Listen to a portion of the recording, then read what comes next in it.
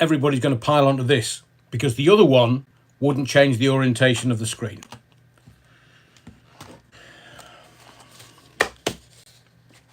So I'm going to wait for everyone.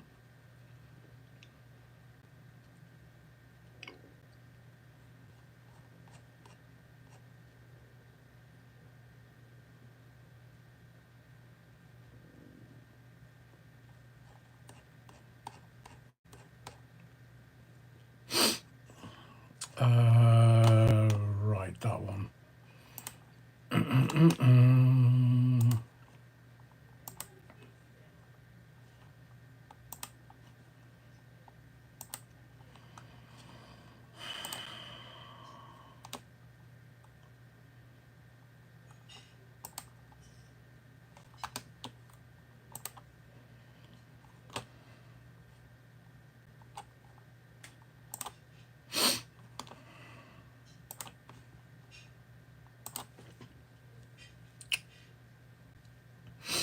Okay.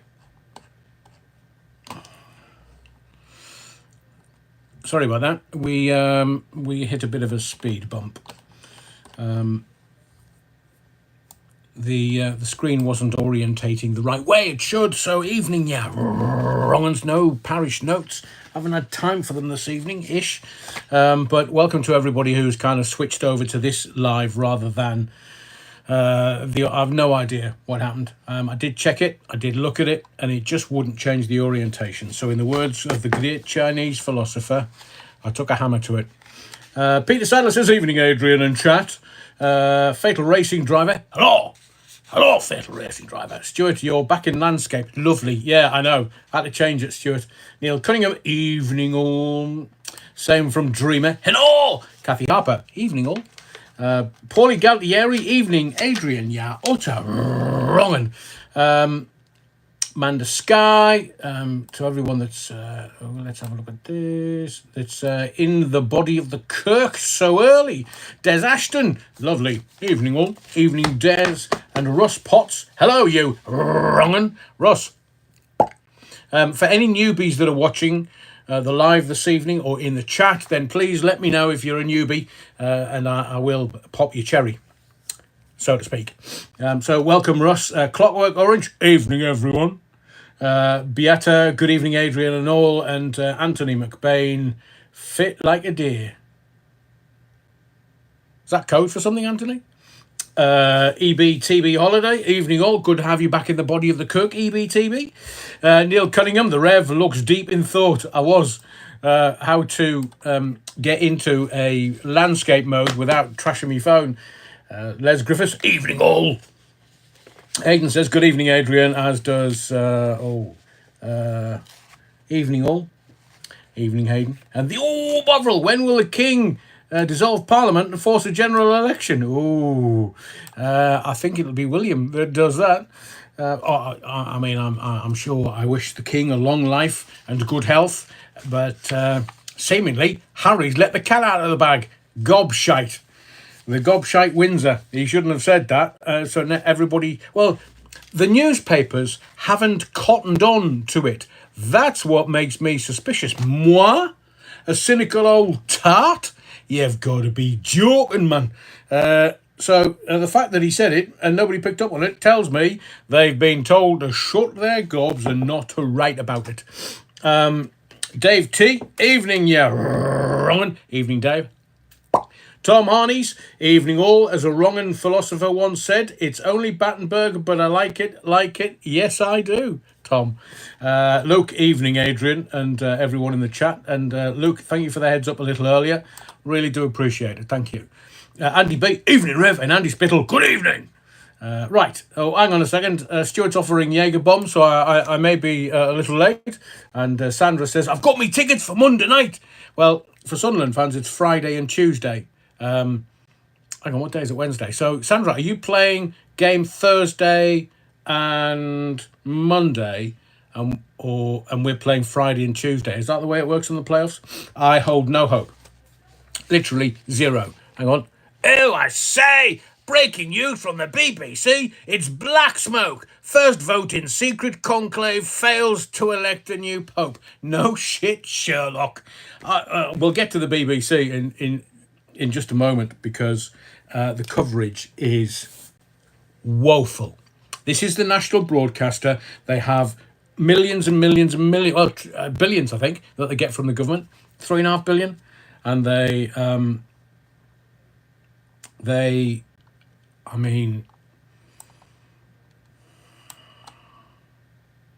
coverage is shit. Aidan says, just in, 22-year-old goes on an axe attack in Warsaw University.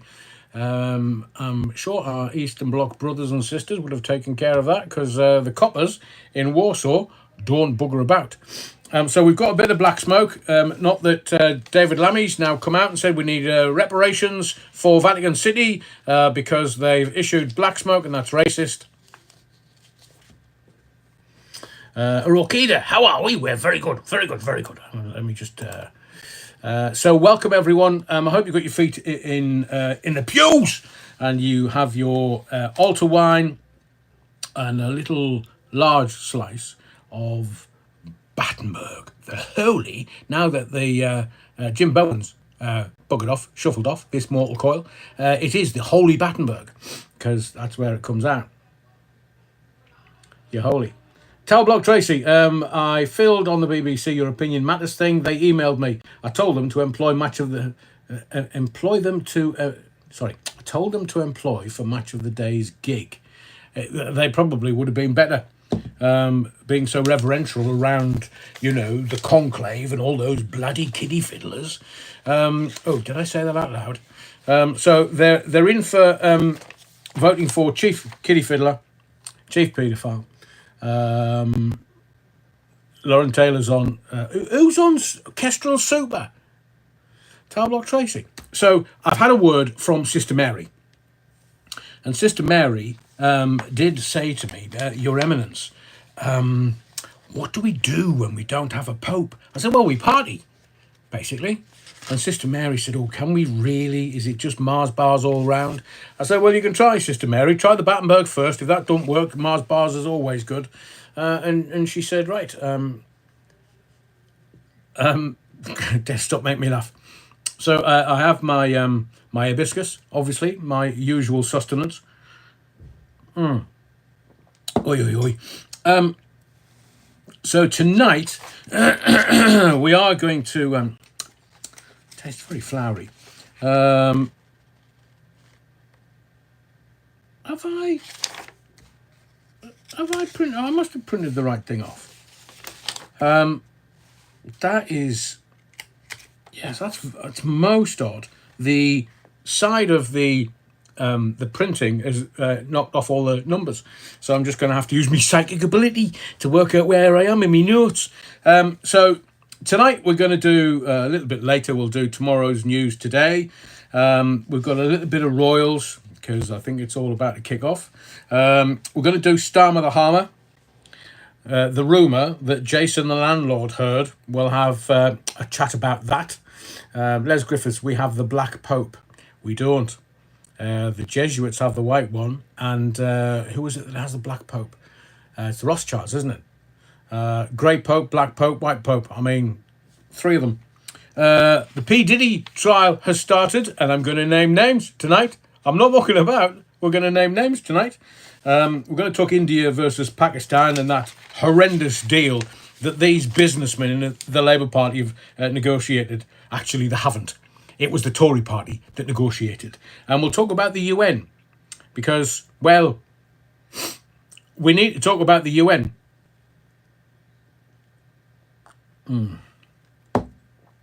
Cuban Pete. Talking about the pink Pope. I think you might find it's brown Pope rather than pink. So, do you want some some quickies? Let me tell you about the BBC. I was watching the BBC and their coverage of what's going on in Vatican City, and this god awful presenter, call herself a journalist. She's been on too much coffee, or either that or the adrenaline has just been running through her body and she hasn't been able to contain it. Des Ashton has said, I wonder when the Muslim community will get into the Hindus over here. Well, let's just hope that they don't, Des. But if they do, and they are happy to put our sons and daughters of the Christian community as boots on the ground, I do hope Rich Boy Sunak has got his kids ready to fight. Phil Levan, anyone know if we're trading arms with India? Well, let me get to that in just a moment. BBC. So I was watching it, the god-awful presentation, and this female presenter turned round and said, oh, where will they go to after they've voted? And the guy that was being interviewed was trying to be very insightful in amongst all this woman's bullshit. And she says, oh, all those cardinals running around Rome in red robes. And he had to say, I think you've got that wrong. It's Vatican City. It's a state on its own. Oh, yes, yes, I agree. The interviewee is correcting the interviewer because she suggested that all the cardinals are running around in red frocks.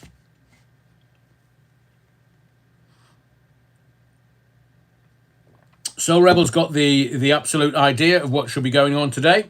All wars should now be decided by a dance-off. But as I said to you on the last live, either Sunday or the previous Wednesday, the Pakistanis and the Indians on the border with the pom-poms on their shoes, they were having the dance-off on the border. And they were like, yeah, you call that a dance? Have a bit of this. And they're carrying guns, obviously. But it's I agree with you, Paulie, and thanks for deleting it. Stuart, aren't journalists supposed to know the answers to the questions they're asking? Quite, Stuart. And this guy was desperately trying to fill, and she was suggesting that that they better hurry up. And I'll get to when we talk about the cardinals and the conclave and stuff. I'll give you details of the longest ever and the shortest ever, and now. They're like, oh, I'm bored now. Can we go home? Is this not? Can't they elect the Pope? They've had 9 days. Can't they elect him? No. There's a process. There's a system. We're going to adhere to the process and to the system. Yeah, Rowan. But the BBC. I mean, I know that Hugh Edwards is a proper wrong'un, but judging by their coverage of the VE 80th celebrations or commemorations, however you want to. Describe it. BBC could have done with him on Monday, and now they should have flown him out to. I mean, I know they can't, and I know they shouldn't, and I know he's no better than a pervert, in my view, of course. And they haven't got anyone in the BBC with gravitas other than women. Now, this is not to be labelled a misogynist, but I will tell you this. In all the things that I've watched, I've never seen a woman with gravitas. Ever. I mean, there's who's the 5 Live Scottish presenter. She kind of added a certain je ne sais quoi to things. But Sophie, I'm really sorry. It wasn't good enough. It simply wasn't good enough. And the VE Day celebrations, Sophie Rayworth was chatting away. They wheeled out somebody near death. Claudius, the actor. Kirsty Young, that's it, O'Rourke. So Kirsty Young added a certain je ne sais quoi to things.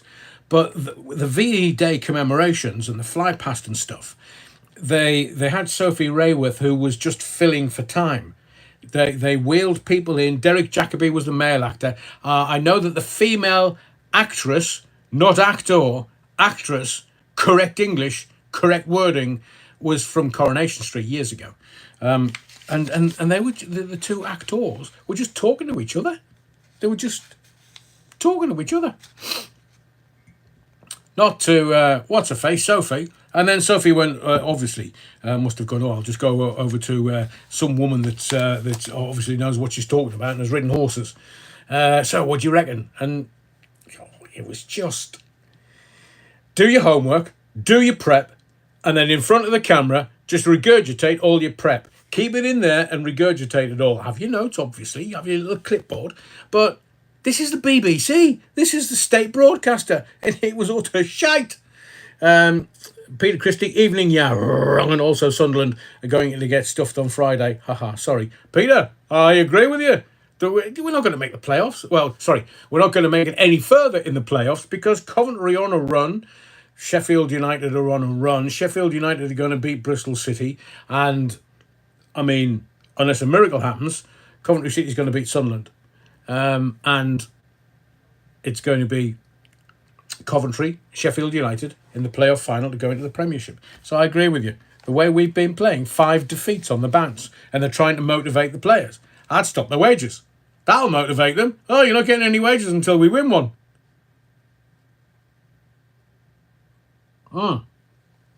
Hayden says, Derek Jacobi was very good as Cadfael, but I, Claudius, was a bit special.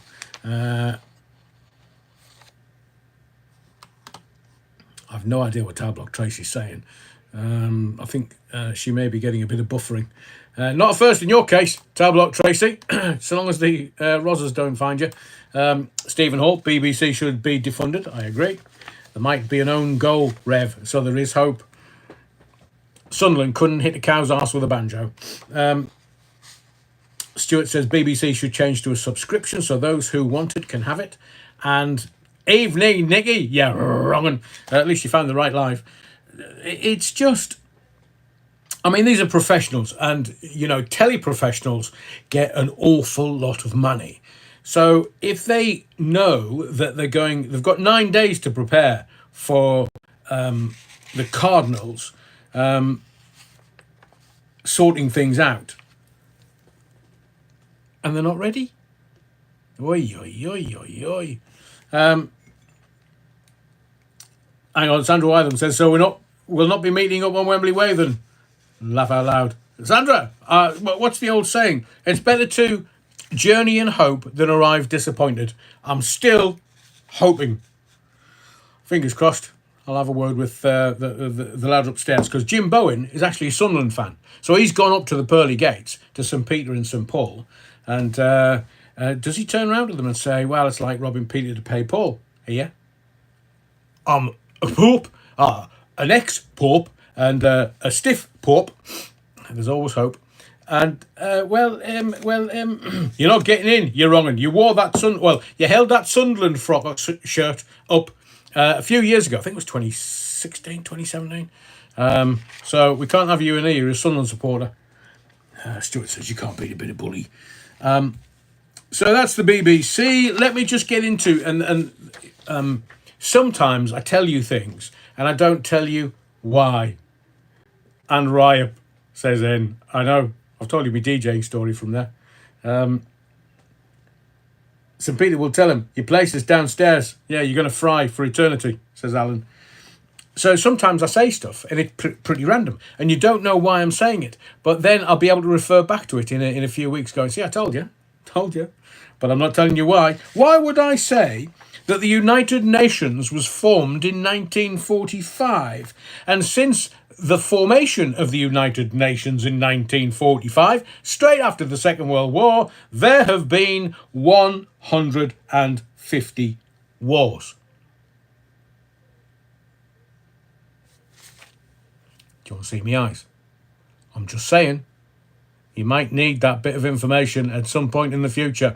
Can't tell you when, but you know me. I don't hold back, so to speak. Faster and harder, says Starmer. Faster and harder. Faster and harder. So that's what we're doing tonight. We're going in faster and harder. So Sister Mary purloined me a little earlier, and she said, look, Your Eminence, if Keir Starmer can do it faster and harder, why can't you on your live? I said, well, I don't want to upset the flock, the congregation, everyone that's in the body of the kirk. And she said, let me tell you from the nuns in the cucumber patch, Your Eminence, you won't be upsetting anybody if you tell them you're going to go in faster and harder. Mucky tart. Oh, did I say that?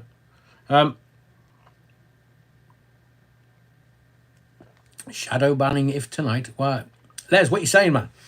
Good crowd in tonight, says I see you. Lovely, lovely, lovely.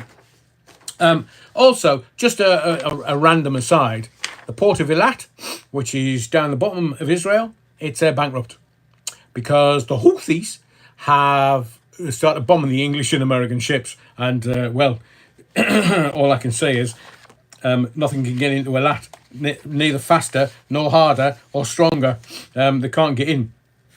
The chief executive said that there's a decline in commercial activity. In other words, nobody's making any bloody money. The Houthis in the Red Sea and the Yemen, they're at it. So, it must be bad if the Bad Wolf Project's deleting stuff. We're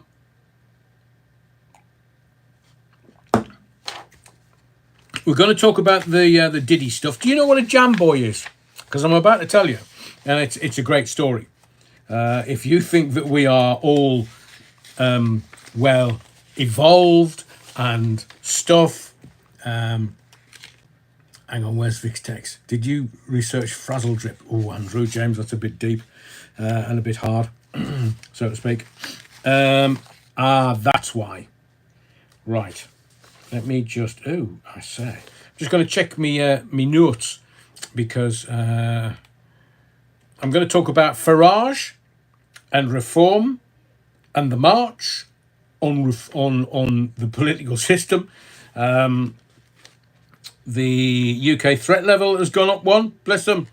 We're also going to talk about the Canadian government. The Canadian government are at it now. Let me tell you that Carney, the new El Presidente of Canada, the head honcho and everything, and he's at it. And I'm going to tell you what he's at, because I don't care who he is. Former governor of the Bank of England. And so let's talk about the India deal to start off with. Then we'll get to P. Diddy. Then we'll get to Farage. I'm genuinely going to read you all the names. It's going to make your hair curl. But Hollywood and the music industry are shitting themselves. More than President Poopy Pants did when he met up with Macron. Andrew James, not heard of Jam Boy, but did WWE or F had a thing for ring boys in the 1980s. Andrew James, you're utter wrong, and I think that might be true. So, here's the reality. Starmer the gobshite stood up at PMQs and said, "We got this deal done. It only took us 10 months. We're the boys. We're the Labour Party, and we get change done." Turns out he's a gobshite, and it was a lie. Because according to Indian officials, the deal was 95% agreed by the Tories. He's just a chance of that, Prime Minister. Alan says, "I've just applied for a job in Mumbai. Assistant carpet weaver on 20 pence an hour. NI, free. It's free for all them coming over here." And you do know that they're going to come over here and get free NI and free taxes. Because if you work less than... That's why Harry the Cook, and that's C-U-C-K, short for henpecked. So he only comes over to the UK so many days a year, so then he doesn't have to pay taxes in this country. Doesn't have to pay taxes in America either. It's all a done deal, really. So if Alan's he's going over to Mumbai, will he try and sort out their telegraph poles? Have you seen the state of their wiring? Paulie Galtieri, $4.5 billion by 2040. The NHS shits that out in a day. Hang on. Oh, well, yes. And I keep telling you that Starmer stands up with the dispatch box. He says one thing, and actually there's shit flying around in the background. And he says, we've had £63 billion of inward investment. So come on, you wrong and cough. Is that BlackRock buying up all the housing stock? Oh, shall we have a guess, darling? I think you'll find that inward investment is somebody getting something for nout. So the deal was agreed, 95% agreed by the Tory government. The finalisation was paused because of elections in both countries. So we had an election and India had an election, so we couldn't really do anything. But this is what they've agreed. 95% agreed by the Tory government. Remember, the 5th of November, gunpowder, treason and plot. Oh, Adrian, why are you saying that? Oh, you'll find out later. Because who would it have been that agreed 95% of the deal? a little Indian by any chance? And who did he agree the deal on behalf of? Infosys by any chance? And, well, what can I say? I'm sure they wouldn't. The Tories are not corrupt at all. My hairy backside. You didn't see me lips move. So now, any Indians coming across here, no national insurance for 3 years, that'll be his wife then, and no taxes either because they're foreign workers. So it works both ways. Unusual that any politicians works it both ways, but that's the Labour Party for you. I just want to say that this India deal that was arranged by, the Tories, and I'm sure the little Hindu Indian guy that was head of the Tory party at the time would have made it very, very profitable. He's a businessman. That's what businessmen do, isn't it? Make a profit. Cockeyed. Oh, Adrian, what are you saying? I'm saying that this discriminates against the British worker. This discriminates. And today, Boris, seemingly, there's been a poll. Not one of those from the Eastern Bloc, but there's been a poll. And, in fact, we're going to have one now. Right. Fastest finger first. Seemingly, a poll's been done. And the only person that they want to head up the Tories into the next general election is... correct. The clown. So I'm going to ask you, because I think you're a bit Tory light, this audience. I want to know, should Boris, the clown, Bojo, the Johnson, the proper Johnson, Cuban Pete, hang on, man, I haven't finished the question. Should Boris Johnson be allowed to come back into politics? 1 for yes, 2 for no. So, should Boris Johnson be allowed back into politics? Would it make it more interesting? Would the dispatch box, PMQs every Wednesday, be an utter slaughter? Ray Norton says 69. I'm sure the clowns enjoyed a few of those. Have you seen him? How many kids he's got? No, says Sandra Wytham. There was some ones initially, I think that was just for the sport. But everybody's saying no. Reg D, Karina Jane, Terry Wookfit, send the clown to Ukraine. Boris shouldn't even be allowed back in this country. Paulie Galtieri came up. She's never pregnant. I mean, has he got like 5-star fuel or something? She's up the duff again. She's a baby machine. Richard Austin says yes, so, it's not an echo chamber here. Philip Bolton, absolutely, bloody not. Richard Austin, Philip Bolton, there you go, it's first time as you've had your cherry pop. Shire finds he should get a haircut. He should get the bloody snip, the amount of kids he's knocking out. Tom Harney's interesting. 2, his time has gone. Gone. Mark Bryden, Queen and other rock drum covers. 2. Les Griffiths, Paulie, any idea whose it is? It's not mine. Right, hands up at the back of the church. Is it yours? Because it's not mine. It's not Paulie Galtieri's. It's definitely not Ray Norton's. Was Carrie connected to spirit cooking? Oh, Ray Norton, have you seen the picture of Lady Gaga and Marina Abramovich spirit cooking? Have you seen that? Should I post it on X so you can see? Gaga. Is she getting married? I'd be nervous if I was a prospective husband. Millie Bands, what Les Griffiths? No, Millie P's not going to get in, man. We're talking for the Tories because Kemi, not good enough, was all right at PMQs today, but it's scripted, man. You know why it's scripted, man? It's because the Labour Party got an absolute shoo-in on Thursday night, and Kemi, not good enough, didn't say anything about the local elections on Thursday. The fact that Labour had to kill off some of the votes because it was going to be blood up the walls. It was just going to be the Uniparty killed off. Politics killed off. And what happened? It got killed off. And Kemi not good enough. Stood there and went, she didn't have a jacket on. Must be warm in Westminster.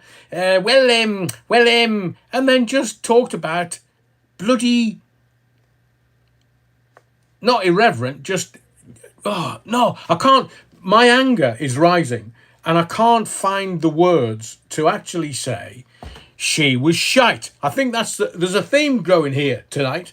Did Farage say anything today about anything at PMQs, says Alan? No, he didn't. He was there, though. He was sitting behind Stephen What's-His-Face from the SNP. Steve, I mean, every time I see that Stephen whatever his face is from the SNP, he just sounds like he's going to have a fight. He sounds like he's like, here, Starmer, me and you on the floor now. Get out of here. Put your pint down. Me and you now. I mean, Starmer would obviously, it would cure his constipation, but Stephen, the baldy bloke, goes, just spits out the venom. It's fantastic. I love watching it. Alan says, I saw him there, but like a stuffed duck. Well, it depends what he had. Yeah, quite. About time he stuck the bloody boot in. Well, he kind of didn't have to do. He doesn't have to ask the questions. Rupert Lowe was doing the questions. Didn't have to ask any questions because he put the boot in on Thursday night. Did you see the results? 677 new councillors for Farage and Reform. Wonderful. Wonderful. Now, before anybody says anything, and I'm going to be measured about this, I'm not actually saying that they should get rid of, anything or anybody, or I just don't want. In fact, I am saying get rid of something. Democracy doesn't work in this country. It has never worked for decades. So they say to you, this is democracy. You can have a choice of two, red and blue. You can have a choice of two parties. That's democracy. And then all of a sudden, Southport appears on our horizon and everybody goes, whoa, I'm not far right. What do you think? I'm a fascist. My family fought to make sure that we didn't become fascists in this country. The brown shirts, Harold Mosley. No. That's why we fought with every last sinew and fibre. But the Labour Party, they're all far right, man. They're all far right. No, we're not. So now we have a deal that the Una Party, as in the one party, only one, they just changed the heads and they changed the colour, but it's still the Una Party. The Tories agreed this. It was only the elections in this country and in India that stopped it and delayed it. So I'm going to give you some data because this is important. As of 2021, there were 2 million Indians in the United Kingdom. Brilliant. They can all boots on the ground. They can go to Ukraine if that's the case.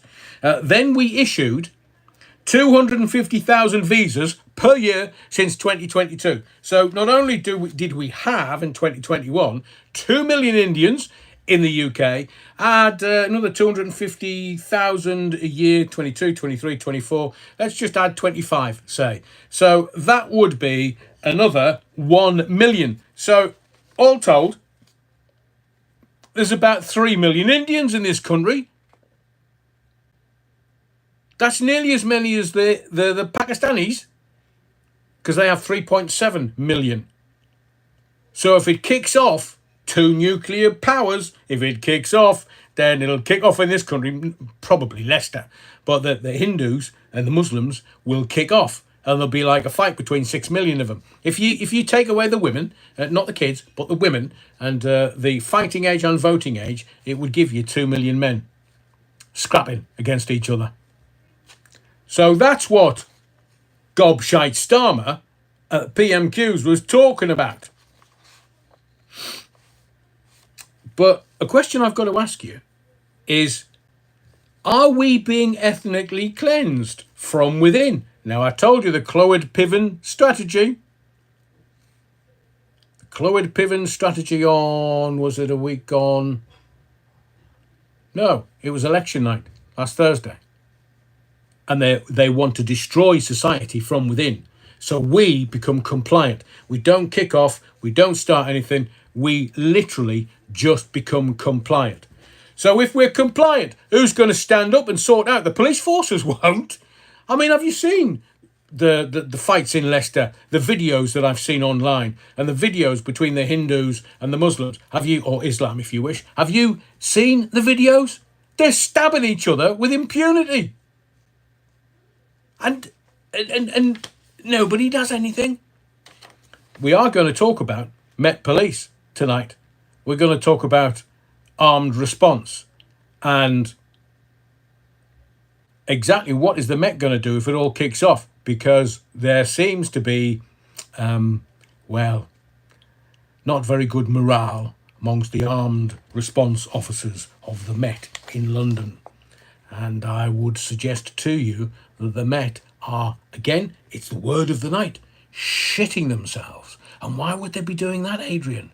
Because last time, when one of their number was told, you're going to get the sack, and well, you know, your pension's gone and everything's gone because somebody shot somebody, and they were found innocent. The rest of the armed response officers were like, whoa, hang on a second. What are you doing? So our colleague has lost their job and their pension and everything because of... Right, you can have our tickets. We're not going to pick up the guns. Oh, what are you going to do? Get the army on the streets of London? You fascist bastards. That is fascism, not the far right that seemingly the Labour Party have tarred everyone in this country with. No, putting the army on the streets, fascism. And the Met want to do that. They did last time. And now the reason why they're trying to build morale amongst the firearms officers is because they're scared shitless that the firearms officers are going to put the ticket in and go, nah. That'll be a no then. Alan says, yeah, I'd join the army. I mean, who took a Richard III earlier? I'd give that to him. So we know exactly how many... Look, you and I, we're open and we are supportive. And people that want to come and help us, the Great Britons, the English of the land, if they want to come across and earn a few crumbs and at the same time help us and our country, wonderful, bring them in. It's a bit like the Brits going to Canada or Australia, or, you know, the bobbies and the chippies and the brickies all going to places where they can build and make stuff and try and build a new life for themselves and their family. Well, wonderful, let them come. But if they can't learn the bloody language, no, we're not having it. Because in this country, we speak English. Badly, albeit, but we speak English. So if you can't learn the language, don't hang around, mate. Because if we went to Pakistan or India and we didn't learn the language, can you imagine how soon we'd starve? Correct. We move to any country, other than the English speaking, well, the French in Canada and Australia can't really speak because, what can I say? Fill the van, I nearly spat my hibiscus out. As we've now got a trade deal with India, can I trade my car for an elephant? And how do you eat an elephant? Fill the van. One bite at a time. Mind you, can you imagine trying to get through all that meat? There's a gag there, a Bonnie Blue gag, but I'm going to go for it. So the question that I asked you was, do you believe that we're being ethnically cleansed by the Indians, the Pakistanis and the Eastern Bloc? I mean, wasn't it the president of Poland that gave a speech in Edinburgh? And the president of Poland says, oh, to all the chippies and the brickies and everybody that's got a skill, can you come back home? Because we haven't got any. You've all come across here. So do you want to come back with us? And they were like, no. Got a better lifestyle here. So, are we being ethnically cleansed? Paulie Galdieri, Adrian, of course we are. Let's talk about, and I've mentioned him before, Slobodan Milosevic. Okay, you know the ethnic cleansing in Yugoslavia and Slobodan?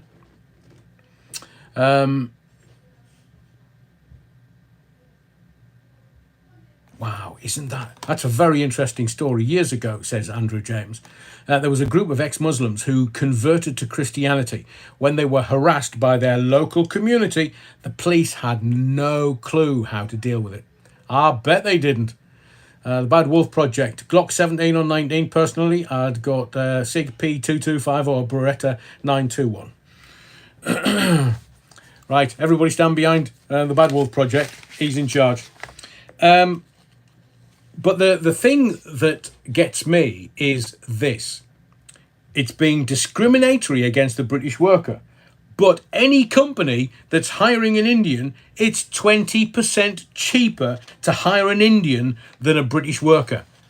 How does that work? How? So we can't find jobs in this country, but other people can. Hang on, Aidan, just in. An estimated 500,000 more Indian workers could arrive under Keir Starmer's trade deal as the UK welcomed nearly 1 million legal migrants in 2024.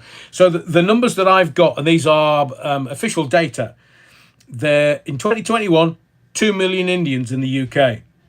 Then we, Grand Britannia, issued a 250,000 visas per year since 2022. That's 4 years, that's another million. So that's 3 million. And he wants another 500,000 more Indian workers. Who's making the bloody money? Politicians, I'll grant you. No NI taken from the Indian, no employer contributions. Ooh, Terry, I know you're always on the ball.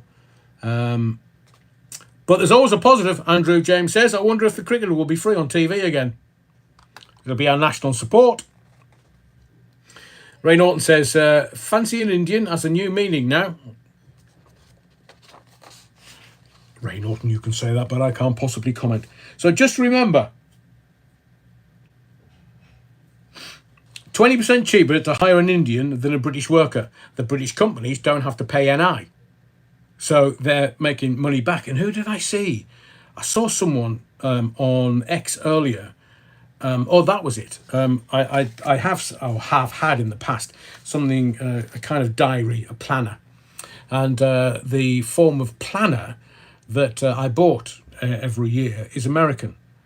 And they're saying that we're just letting you know that because of the stuff that the Donald is doing, the tariffs, we're going to go from, say, $24 for a planner, and it may end up being 145% tariff, which means it could be nearer $50 for a planner. It's adding so much on to our overheads that it makes it cost prohibitive. We may go out of business. This is a company in America, and they're saying, we outsource stuff. But now, because he wants us to get it all made in the United States, we have to pass that on to the customer.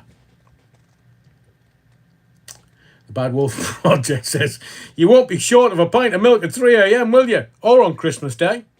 Ray Norton says, won't be dog poo, you will be dodging from now on. I've said to you before, a couple of weeks ago, where have all the stray dogs gone? Because me growing up in the northeast of England, in Sunderland, as I've said many times, there was always dogs. I mean, it was great entertainment in my comprehensive school because the stray dogs used to get a sniff of the local bitch. And that's a technical term that describes dogs, not any derogatory sense. And we used to just sit there in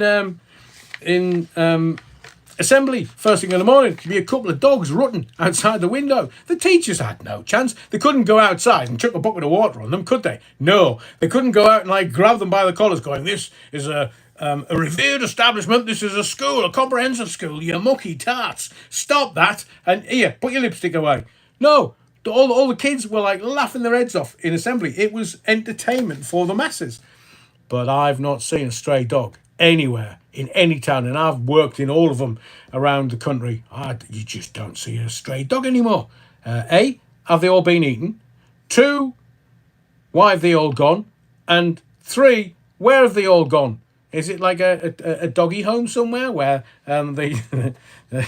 Adrian, stop that. You'll get chucked off YouTube. So, just remember. And I'm going to throw this in.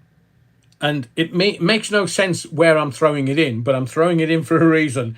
And it will become evident at some point. You are aware that if, say, a cow is reared,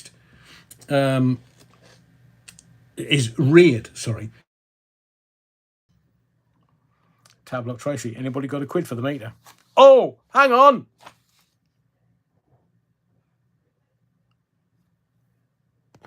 Let me tell you, that'll come back.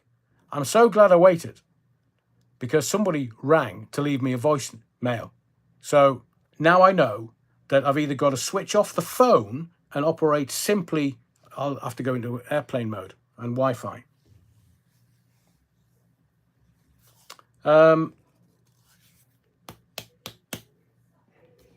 Alan, don't worry. We will continue.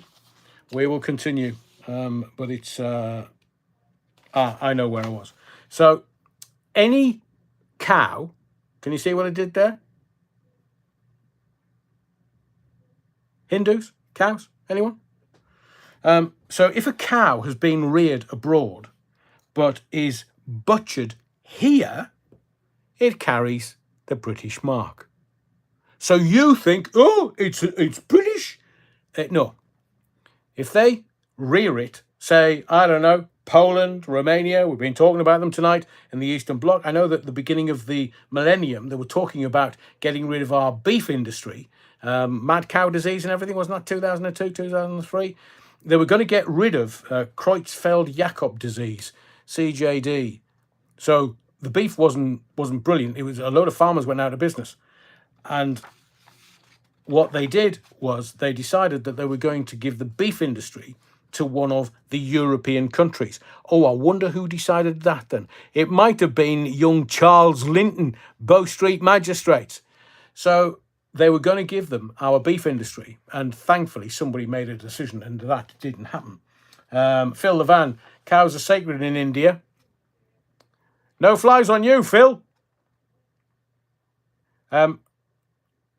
Hang on, there must be sound. Hang on. Yes, there is. Clockwork Orange, it must be your computer. It's not mine. I monitor it all the time. So there is a reason why I'm telling you this. But I'm not going to tell you what the answer is. Just keep those open because the reality will be evident very soon. So if it's reared, like, I don't know, say in Switzerland, in the mountains in Switzerland, yodelay, and then they decide to sell it into Blighty, so long as it comes over here and it's butchered here, it can have the British mark. Fact.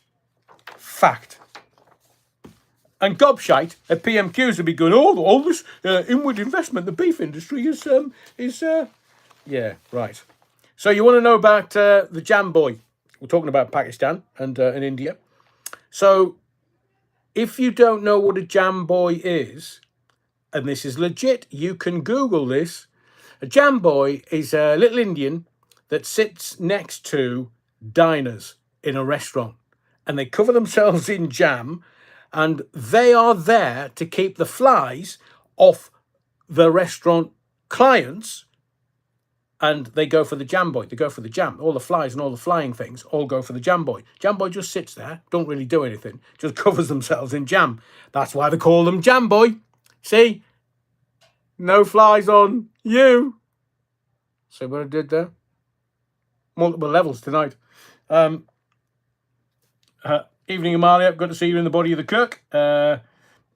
Ram jam buddy. So that's why they have in India and Pakistan, they have jam boys to sit them next to the clients, covered in jam. All the fly stuff all sticks to them, and the clients who are dining, it doesn't disturb them in any way, shape or form.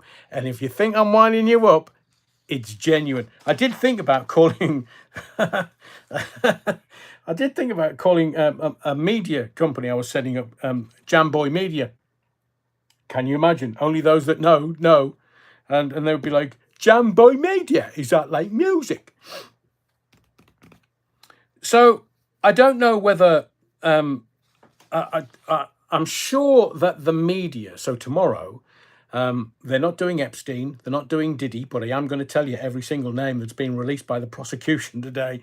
And it's going to be either Team Pakistan or Team India. They want it inflamed in this country. I don't know where, and I don't know why, because they want us to die from the inside. But are people going to go Team Pakistan because they weren't the aggressors, but they're the northern groomers? Or are they going to go Team India? And India's never forgiven us for the Raj and the British Empire. So, tough choice. And they can nuke each other, but I will tell you this. I have a list of the wars between India and Pakistan. So, India versus Pakistan. Not cricket, wars. Proper. Bombs, bullets, guns, everything. Wars. They had a brief skirmish in 1999. That's the most recent one. Brief skirmish in 1999. But before that, they had a war that ended in stalemate. Or what was it? Game of chess. 1965. And then there was another one in 1971. And then there was another one in 1989. So you've got like every 10 years or so. So we were overdue. Because they don't like each other. They hate each other. You want to hear what the Pakistanis call the Indians and the Indians call the Pakistanis. Now, if I said it on here, I'd be racist. But when they say it, they can get away with it. I've no idea why. It might not be racist. It might be xenophobic. But either way. And I'm also going to throw you this before I get into like the Diddy stuff and the Farage stuff and the reform stuff, because it's all very, very, very layered and interesting. But are you aware that there is a former Bush official claiming that the US, the United States of America, has built a secret $21 trillion underground city for the rich and powerful? Now, why would they spend $21 trillion? That would pay off their debt, because seemingly America is $3.5 trillion in debt, and they have to pay $1 trillion per year in interest rates on that debt. 21 trillion. Oi, oi, oi, what have they been doing? Putting a man on the moon. But seemingly, it is so that the rich and powerful are able to live if there's a near extinction event that happens. Now, I don't know whether it's going to be the little green man.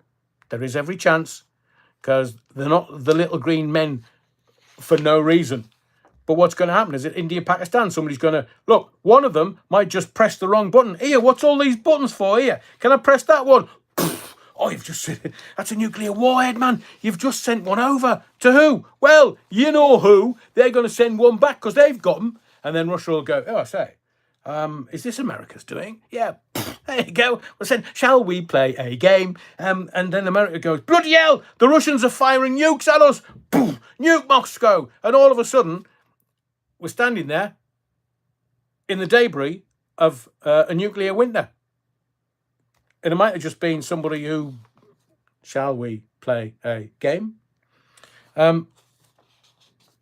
So it's going to, I would suggest that we just need to have calm heads, measured responses. They've been to war every 10 years, India and Pakistan. They've had nuclear power or nuclear armaments for a long time, and they've never used them. So do not buy into the fear porn in the mainstream media. Because as I keep telling you, those tarts don't print the truth. Apart from the price on the front. They never get that wrong. And they don't make it cheap for you either nowadays. So, you know, P. Diddy, hang on, Angelic Inspirations. I was reading about underground cities today. Explains the missing trillions. Of course it does. Like 9/11, Donald Rumsfeld stood up and went, lads, we're missing a few trillion. And the journalists are like, what? Yeah, well, it's like this. It's, well, it's the army, it's the military, the Pentagon, and the journalists didn't ask the right questions. Because the following day, after that little press conference, poof, planes are into the World Trade Center towers. So, Phil, that's actually very, very funny. According to Phil Levan, Adrian is considering moving to India for better broadband. It's a great idea. Don't talk to me about EE. Honestly. And I can't say anything on here because it's a public record. So, P. Diddy, 50, divide and conquer, diversion after diversion. I know, Des, I mean, it's like, it's on a daily basis. But the fact is that I went through a whole load of my records today, my notes, and I kept picking a following live up going, bloody hell, did we say that? And then, bloody hell, did we say that 2 months ago? Oh, I think we need a bit of a reset, a reflection on what we've been talking about for the last 2 years. Because there's some stuff that they kind of say just to divert and distract us. But it works. So when you've got Harry pitching up on the Friday and then being told, oi, sling your hook, Ginge. And then the Pope dies same week. The same week that Virginia Giuffre commits suicide, seemingly, according to the mainstream press. I believe that as much as I believe that we've put man on Mars. Think they get free Mars bars. So it's all Indian customer service. They're the best, Adrian. Are they? Bollocks, Alan. I mean, for a kick-off, if I get through to somebody that, and it depends on their attitude, if they're nice and sweet, then I will try my best. But you can't use Google Translate on the telephone, can you? Can you? The Bad Wolf Project says, if you do move to India, you get a new job in the call centre. You can speak for yourself. Hello? Is that EE? Hello? Yes, it is. It's me, Adrian. Adrian, can you sort this out for me, man? No, don't be stupid. The equipment's shite. I know that, but can you sort it all out? No, I bloody can't. I'm only here for the beer. Well, rupee beer, and it's as weak as piss. Oh, Adrian, man, stop being in a bad mood. Can you not just send me new equipment? No, I can't, because it costs money, and that'll be profit. And, we can't eat into the profit. Well, you can drink it, can't you? No, I can't. Have you tasted Indian beer, man? Adrian, I think you're in a bad mood. I think you need to come back to Blighty for some restitution. So, yeah, I get it. I mean, you know, I'm a married man. I talk to myself most of the time. Les Griffiths, the Pope will be having a bad mare. One of the Diddy's nicknames was the Pope. Ask Justin Bieber. So, do you want me to start naming names? Are you ready? Have you got your altar wine and your Battenburg? Just be gentle with me, because I'm going to tell you. So P. Diddy's been charged and arrested in September 2024, so September last year, and accused of engaging in sex trafficking and presiding over a racketeering conspiracy over 2 decades. Are you with me yet? So, obviously, Diddy denies it. But the trial started 2 p.m. British time yesterday when we were being distracted. Monday when we were being distracted by, Sophie Rearwith and the Red Arrows. It's jockey on the hockey and he wants tops. So Diddy denies it, and the problem, I never had it, Tablet Tracy. The thing is, though, federal trials are not televised. Oh, can you imagine the feeding frenzy if it was on the telly? It's bad enough with the Americans going, oh, it's Diddy and he's in court and look at all these names and they've all been shagging each other and they've been doing various things and, well, it's just sex sells. So, federal courts are not televised. I'm gutted. Because for you, so that you didn't have to watch it, I would watch it on your behalf and then I'd give you all the salacious bits. The jury selection is ongoing. They reckon it's going to take about a week. It's going to take all this week. But the jury selection process started Monday. So they want 12 and they want 6 extras. They're bound to get extras in America. You know what they're like in the film industry. Must be a Diddy party. All that lube. So the following names have been dropped by the prosecution. You ready? Russell Brand has been named. David and Victoria Beckham have been named. You should be watching this bloody channel around Beckham. How does he get, like, days and days and days of coverage every day? Oh, he's at his 50th birthday party. Off! Oh, he's fallen out with Brooklyn. Brooklyn's in the house. Oh, he's fallen out because Brooklyn's now married, and and Brooklyn. Look, not to put it too finely, Brooklyn's getting his sock cut. Stop, Adrian. You're getting rather excited at this point. Brooklyn is married. He has no allegiance to his parents. He's making his own life. Cheese toasty, anyone? And he's married to a girl whose parents are billionaires. And maybe he has a thing that he doesn't like. Diddy parties and what goes on at Diddy parties. Touch your toes. Diddy. Oh, he definitely did. Who am I talking about? Well, David Beckham went to the parties. That's who I'm talking about. And Russell Brand, David and Victoria Beckham, Prince Harry. Wonder what he was doing there. Oh, any ideas in the comments, please? And do you know who else went to these Diddy parties? And they've never been named, ever. But they're being named now. Oi, Nonce Andrew. Your daughters like Diddy parties. So Princess Beatrice and Princess Eugenie of York went to Diddy parties. That's never come out before. So no wonder Nonce Andrew is really upset at the weekend when he's got his Gigi and he's riding it about the royal estates. Come on! Faster! Harder! Come on, Starmer! Oh, sorry, it's the horse. Slow down. Just on a can now. Stuart says, got a YouTube notification of Popcorn Planet and it says David and Victoria Beckham slammed by their own spoiled kid. Brilliant! I'm on Brooklyn's side. Because I want to know, what did they do when they were at the Diddy party? Plural. So there's also Jay-Z, Beyonce. Oh, Jennifer Lopez must be carking it. She must have, well, Adrian, you can't say that. No. Michelle Goodyear, you've made me laugh. Harry, dunking his ginger nuts. That'll be teabagging, Michelle. Terry Wookford says, back in half an hour. What, you trying to get an invite? Aidan says, gives a new meaning to bend it like Beckham. Oh, I say, very good. So, Jay-Z, Beyonce, Jennifer Lopez, and Mary J. Blige. I must have mistyped it.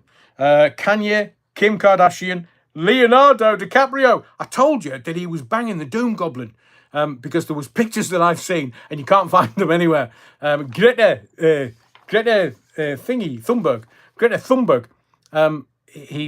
She was on a yacht with Leonardo. He likes some young Leonardo, so I would suggest that they might have done. Two-tier Diddy parties. Yeah, you can only go to the initial entry level. Don't talk about Diddy's entry.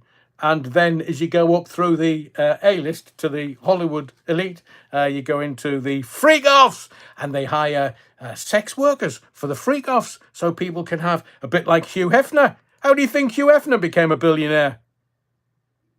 Oh, selling magazines.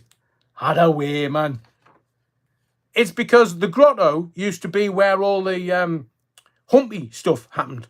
And there was cameras everywhere. So the minute they got all the A-listers and everybody else, and it was Epstein, it was Hugh Hefner, it was Diddy. I've got video, mate. They reckon the video of a certain world-famous celebrity being banged by Diddy fetched about 500 million on the black market. Because they want rid of that. Oof, Ray Norton. Rather be teabagged by Harry than Cyril Smith. Oh, Cyril Smith. Pff, put me off my supper, man.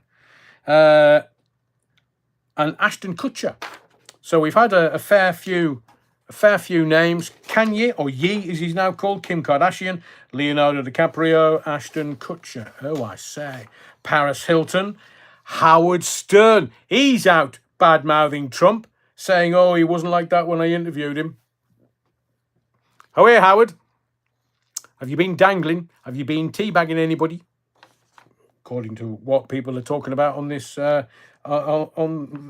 the comments on this live this evening. So come on, Howard Stern, cough, you're wrongin'. Mariah Carey. Oh, I say. 50 Cent. Kylie and Kendall Jenner. Megan Fox. Megan Fox. I mean, what exactly is she into that she would need to go to a Diddy party to, you know,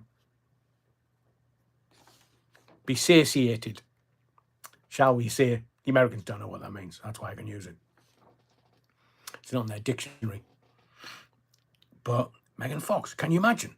Megan Fox turning up at the party. Not that, you know, I'm interested or anything. But Les Griffith says, Hefner paid his girlfriends $600 per week, as well as board and lodgings. And yeah, and then they had to put out after watching a movie on a Sunday night. Can you imagine? Ugh, whatever he was wearing needed an iron, that's for sure. Stuart, Tom Hanks. Don't know what you mean, Stuart. I've no clue. Hayden says, well, Tom Hanks and Epstein. Alan says, did Tom Cruise go? Come and go at the same time. Vix text, a lot of women disappeared from the Playboy Mansion back in the 70s. I know they did, because loose lips sink ships. And obviously make it hard for other people.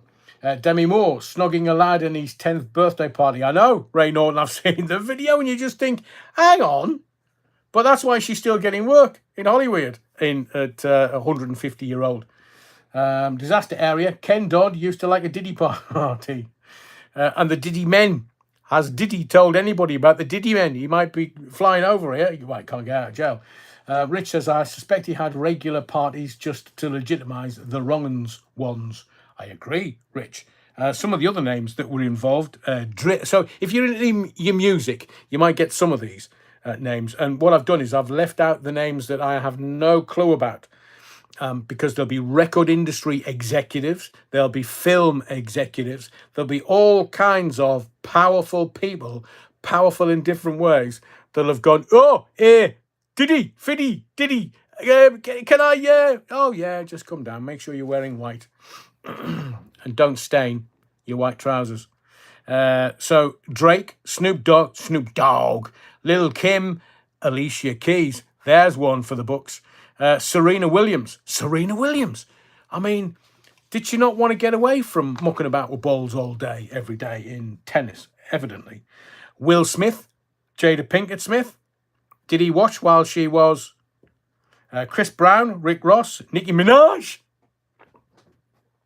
Not stopping there. Have you heard of Tyler, the Creator? Megan Thee Stallion. Somebody said it was Megan. So the reporter, the prosecution, put these lists out with kind of notes next to them and called her Megan the Stallion.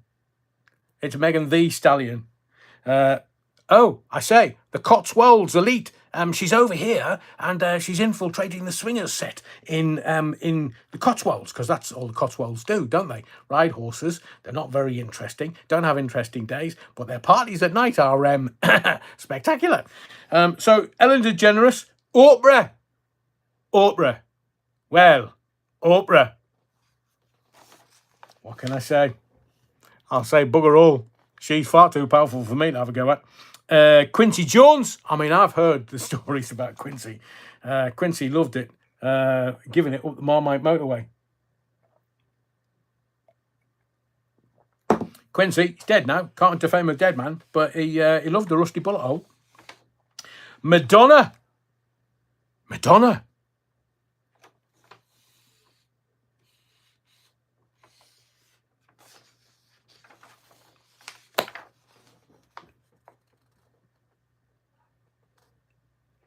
No, I can't.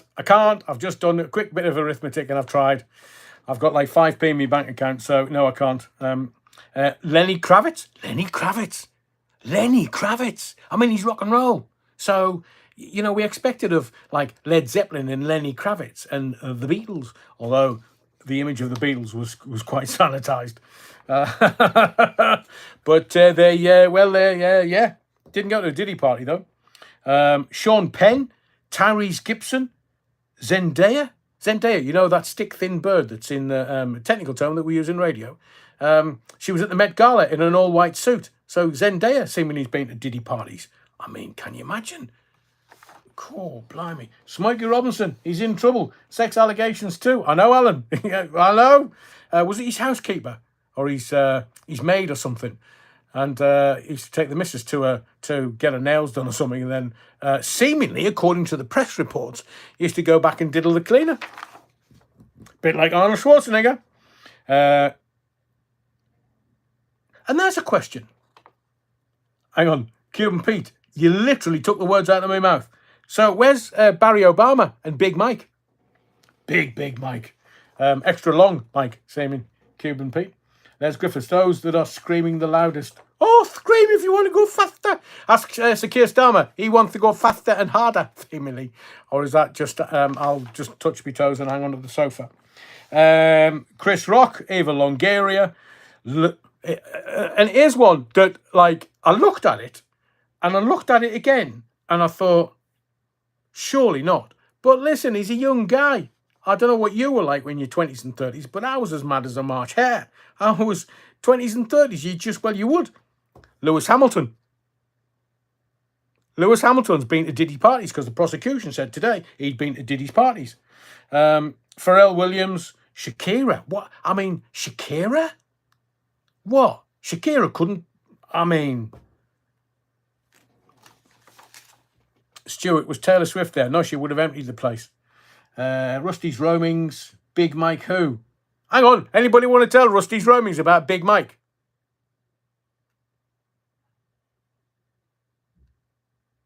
Rusty's Roamings, are you genuinely asking? You don't know who Big Mike is?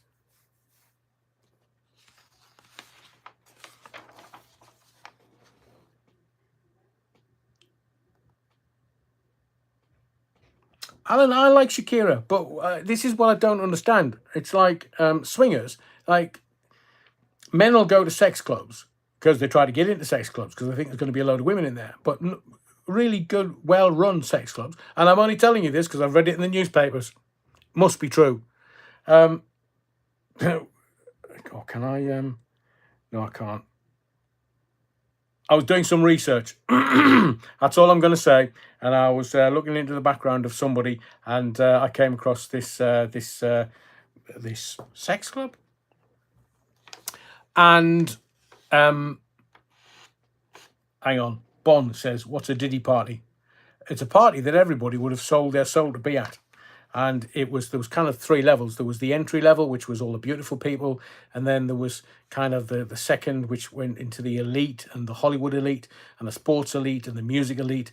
And then they went into the freak offs where they brought all of the sex workers in just to kind of, any holds a goal, said a spokesperson.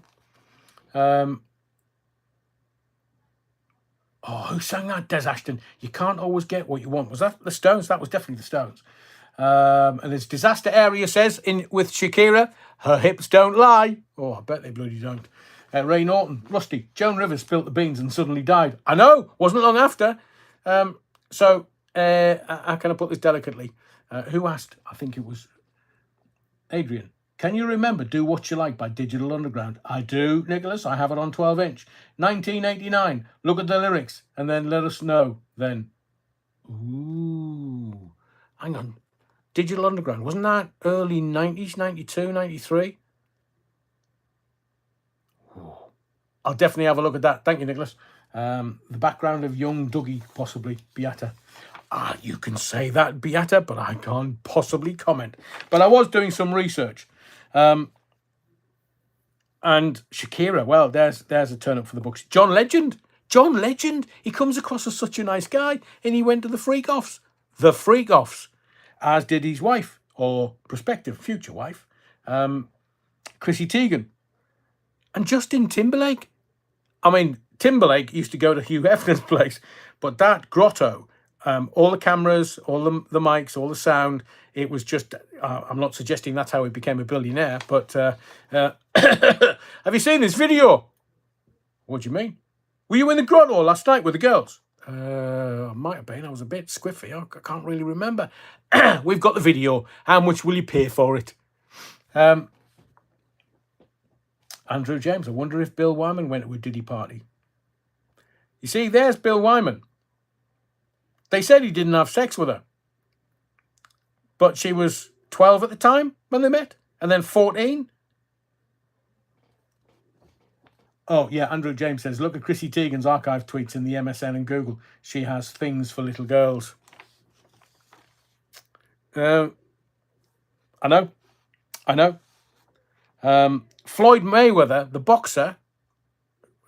Wow. Dr. Dre, LL Cool J, and Ryan Reynolds was at Diddy party. So it's bad enough his missus is getting into all kinds of naughtiness. Can you imagine? So here's a weird one, really weird one, and I'm nearly at the end of the list.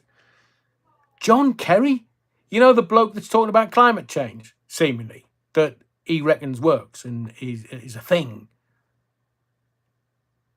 John Kerry going to a Diddy freak-off? And then, here's the biggie, Kamala Harris. So, just let's hold on metaphorically for a moment. So, what was John Kerry doing at a Diddy party? And Kamala Harris? Somebody somewhere's got videos. We need to see them. Cuban Pete Mayweather liked it around the ring. He didn't take a bat ring in the ring, because he always won, never lost. Ryan Reynolds, clown, says Vix Tex. And John Kerry, Herman Munster's twin. I know Les Griffiths. I mean, I can't speculate, really. But we've got the list from the prosecutors. So we get the Diddy list, but the Epstein list? Oh, we're going to talk about that in a second. I'm going to tell you about the Epstein list and what's going on. So, further names, I'll Be Sure, which kind of a singer from the 80s and 90s. Michael Myers, you know, the spy who shagged me. That's Michael Myers. And Kanye, Ye West. So Diddy has rejected a plea deal, like cough, and, you know, will lessen the sentence. No. And these are the names. All the names that I've mentioned to you are the names the prosecution want to charge or have interviewed. There's also L.A. Reid and Russell Simmons, record exec. And as I say, this week they're looking for 12 jurors and 6 alternatives, and they're hoping to get them done by Friday. Now, Diddy is accused of a pattern of abusive behaviour over 2 decades, and allegedly with the help of people in his entourage to facilitate what he did. Prosecutors say he manipulated women into participating in drug-fueled sexual performances with male sex workers, which he called freak-offs.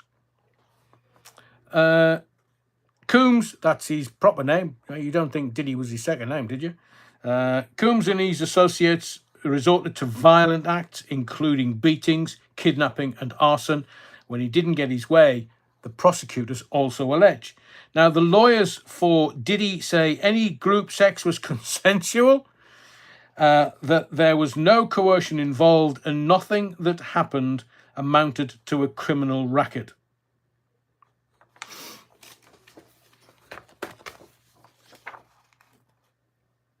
It's going to be the trial of the year, so why now? Look, just listen to what I always tell you. Timing is everything.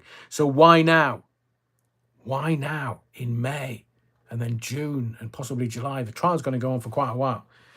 It's going to be the biggest news story this year. The biggest. Forget Pakistan and India kicking off. Forget anything else. It is literally the biggest story. So not the Pope dying, not Harry back in court, and that was convenient and timing. Not that Nonce Andrew is going to be mightily upset that his 2 daughters went to Diddy parties. I wonder what they did there. Campari. I want to talk about do you know that there is a stop reform movement? The politicos make me want to heave. Why would I say that? Simply because it looks like that the political classes understand they're on a sticky wicket. Back to India and Pakistan again. We're on a sticky wicket. Ray Norton. Oh, honestly, Ray, you're far too sharp, man. Cover the financial reset. Of course. Yeah, into digital currencies. XRP, XLM, H-bar. What did Rusty Roaming says? No wonder Justin Bieber is an emotional mess. Yeah, there are other people, Rusty's Roamings. that that have gone to Diddy parties and then they've gone off the rails. They've gone off the rails. So the truth needs to come out now, not for yours and my salacious entertainment, but for people who are struggling. Justin Bieber being one, as Rusty's Roamings says. It just all needs to be stopped. It's an aberration. So the stop reform, not stop Farage, but stop reform. And it's really funny that Lauren Taylor says, Jesus, they can't all be weirdos. Money corrupts, eh? Well, yeah, they are. That's why I call it Hollyweird. Because, I mean, as someone mentioned a little earlier, there was Demi Moore kissing a 10-year-old. And didn't Pink, she was at the Diddy parties, didn't Pink have a thing about kissing Bieber at some awards show? And he turned around straight after and says, I feel defiled. They're all at it. If they can get away with it, they'll do it. Doesn't matter what it is. So I want to get into this Reform Party anti-movement. It's the Stop Reform movement. So they believe that reform's going to get rid of the Tories. And let me just have a look, because I'm going to... so the latest voting intention, I'm just going to give you this for context, and then I'll continue with the data and the detail around the Stop Reform movement. So the latest voting intention data states that if a general election was held tomorrow, Reform would get 369 seats. Labour, 86. The Tories, 17. And the Lib Dems, who came in second, if the general election was held tomorrow, voting intention is such that the Lib Dems would get 87 seats. That would put them in second place. There wouldn't need to be any horse trading with the Lib Dems, like the Tories did at one point in the past. But the voting intention is tomorrow, Reform would get 369 seats. They would be the government. So this Stop Reform movement, they want to kind of get rid of the Tories because it's from what they're saying, and they're looking at the data and the number crunching, they suggest that voting Lib Dem, that's the same party that joined with the Tories previously, would stop Reform in their tracks. So what they're going to do is they're going to try and ask you to start and vote for Lib Dems. What these clowns don't realise is the reason why people are voting in the way that they're voting is because they're sick and tired of the political elite. The head of the Lib Dems, he's got a knighthood, he's called a Sir. So he's part of the problem, not the solution. You've got Sir Keir Starmer, part of the problem, not the solution. And you've got Kemi Goodenough that's going to be replaced within the year unless she ups her game. And what did she do today? She didn't talk about the election on Thursday night. It should have been the only thing on her lips. And it wasn't. Jackie Gazgi says, I hope Reform are okay. I have to say, my trust level is very thin, to say the least now. And I understand why you say that, Jackie. But what have we got? What have we got? What options do we have? We've got UKIP. We've got the Greens. Anybody that tells me to hug a tree, they're not going to get me vote. As where Nigel's just the man on the street who likes a pint. I mean, today, I am going to talk about this in a second. Today, Sir Keir Starmer, they're talking about pubs.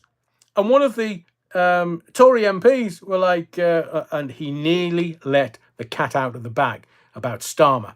And I've repeatedly told you, and I've asked you the question, nobody's been able to tell me, what do they have on Starmer that makes him do what he is told? Because that man is so rabidly ambitious, he'd flog his granny to get into Parliament. He has no warmth, no empathy, no compassion to him. He can try and smile as much as he wants, but for me, he's a robot. So just remember the Lib Dems. They shafted the students. Remember that? Oh, yeah, we'll do away with student fees. We'll do away with student fees. Are we in power now? Yeah, stuff that. Up yours. We're not going to do that. So just hold the line. This is what, as a collective, this is what we need to do. Because remember that Europe tried to scare us into voting to go back into Europe. Project Fear. Or Project Fear porn.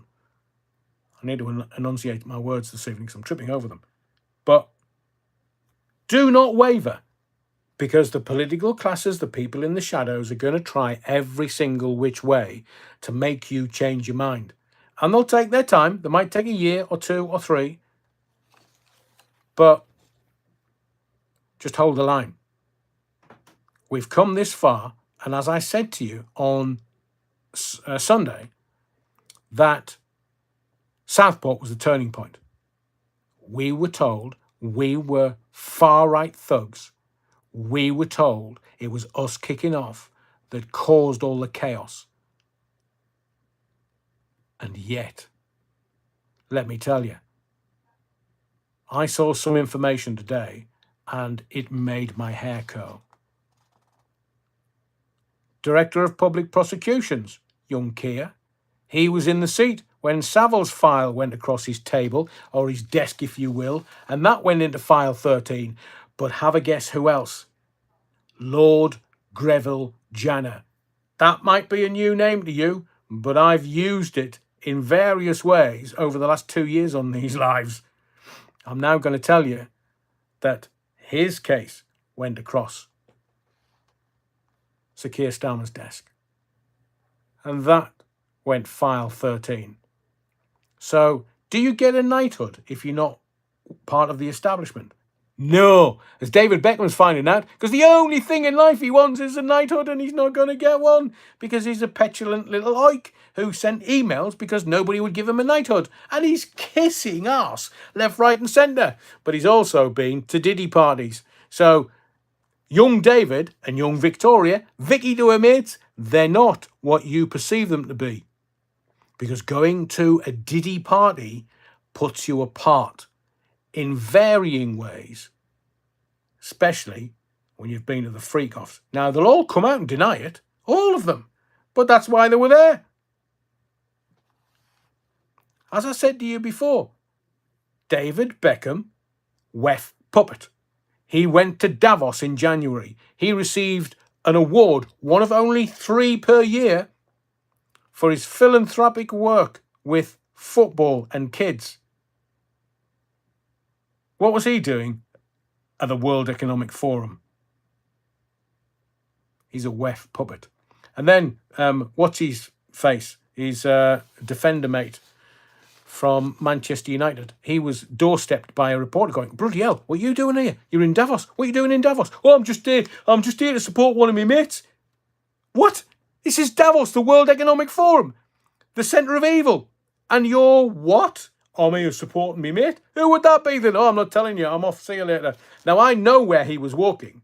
He was walking near the conference centre. He was heading towards the conference centre. And if you want, I'll show you the pictures that I've taken of the conference centre, because I did a full recce of Davos. I've skied there a couple of times.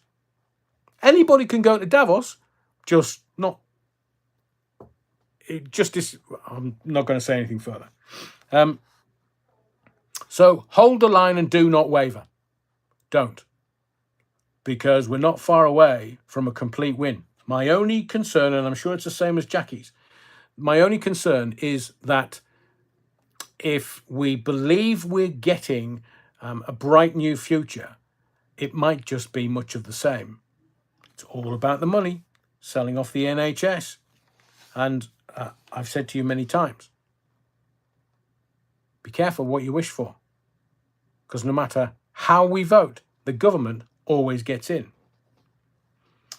And I told you right at the very beginning, the Crankies had a colourful personal life, allegedly. It's a wonder they weren't at the Diddy shindigs. I'd heard the same Rusty's roamings, that Jimmy Cranky, well, they loved seaside towns because they loved a bit of Candy Rock. What would be the spoonerism? Randy Cock. Don't know why I've said that. Completely irrelevant.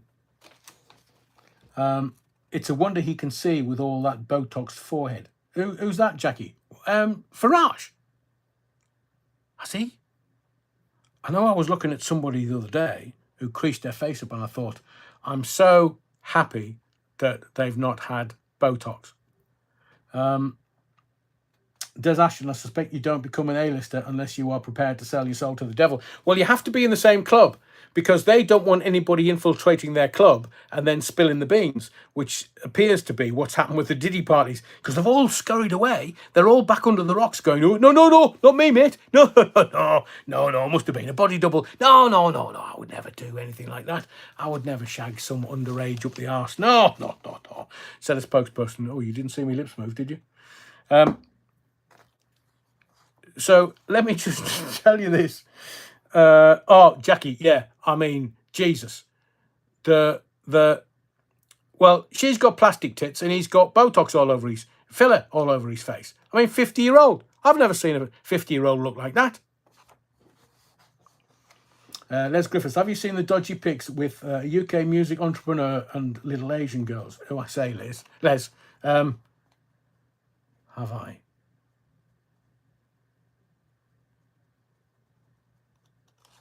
No, I haven't, Les.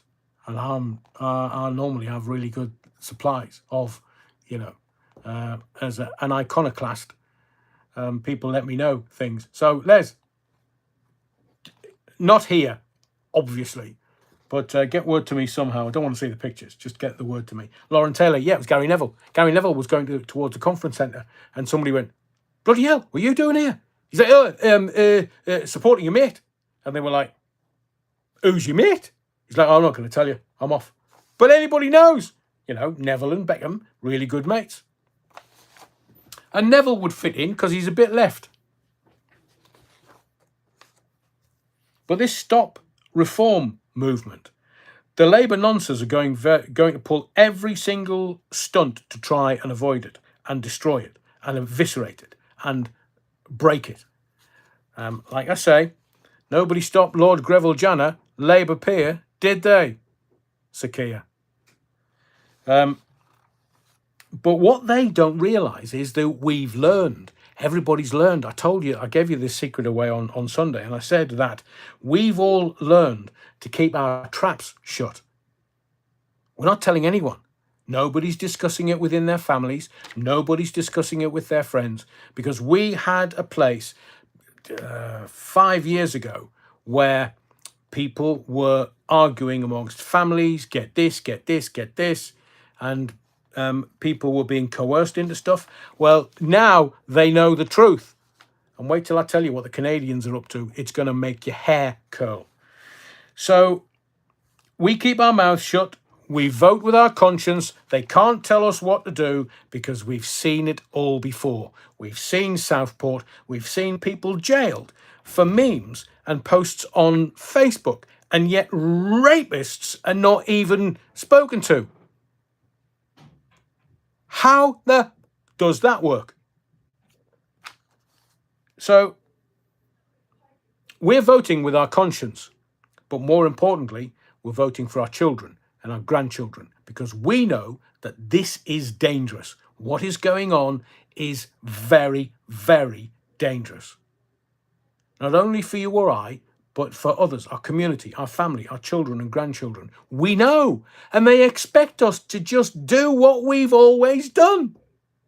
We, me and you, are the resistance now. We don't need the bomb. We don't need the bullet. We just need to get that message across to them that we've had enough of their shite and they can foxtrot Oscar. We're not here to hide sexual deviants and perverts, because the Labour Party is chocked full of them. They're either flashing themselves at people, or they're abusing kids, or they are backing people that are raping young teenage girls in the north. So I'll say this to you again. What do the puppet masters have on Starmer that makes him do their bidding? So let's get to Farage and the reform vote. I've got the data here, and they are now attracting a bigger share of Tory and Brexit voters. 30% of the 2024 Tory voters are now defecting to Farage. More than half of all Brexit voters are backing Farage, which is up nearly 10 points. The Tories have been ever dependent on those pro-Brexit, anti-immigration voters since 2016. But I would suggest to you this: whatever is going on, Farage is reshaping politics in this country. In 2025, the latest voting intention that I told you earlier, Reform would get 369 seats. The party in second place, not Labour, not the Tories, Lib Dems, with 87 seats.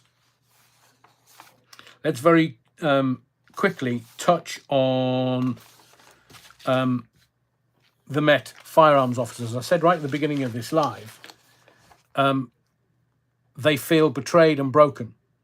Now, there's a newspaper, the Havering Daily, did a support piece on these firearms officers, and the Met have instigated something called Operation Coffee Break, because the officers' morale is crashing. It's going through the floor because the firearms officer that shot that guy in the car the other day was cleared. But then the Met said, no, we're going to have you in front of professional standards. So all of the other firearms officers are, hang on a second, he's been cleared in a court of law and you're going to get professional standards involved? Court of law cleared him. The police are the evidence gatherers. They don't interpret the law, or they shouldn't interpret the law. They are merely the evidence gatherers. But the firearms officers' morale is going through the floor. Now, today at PMQs, there was an MP stood up and he said,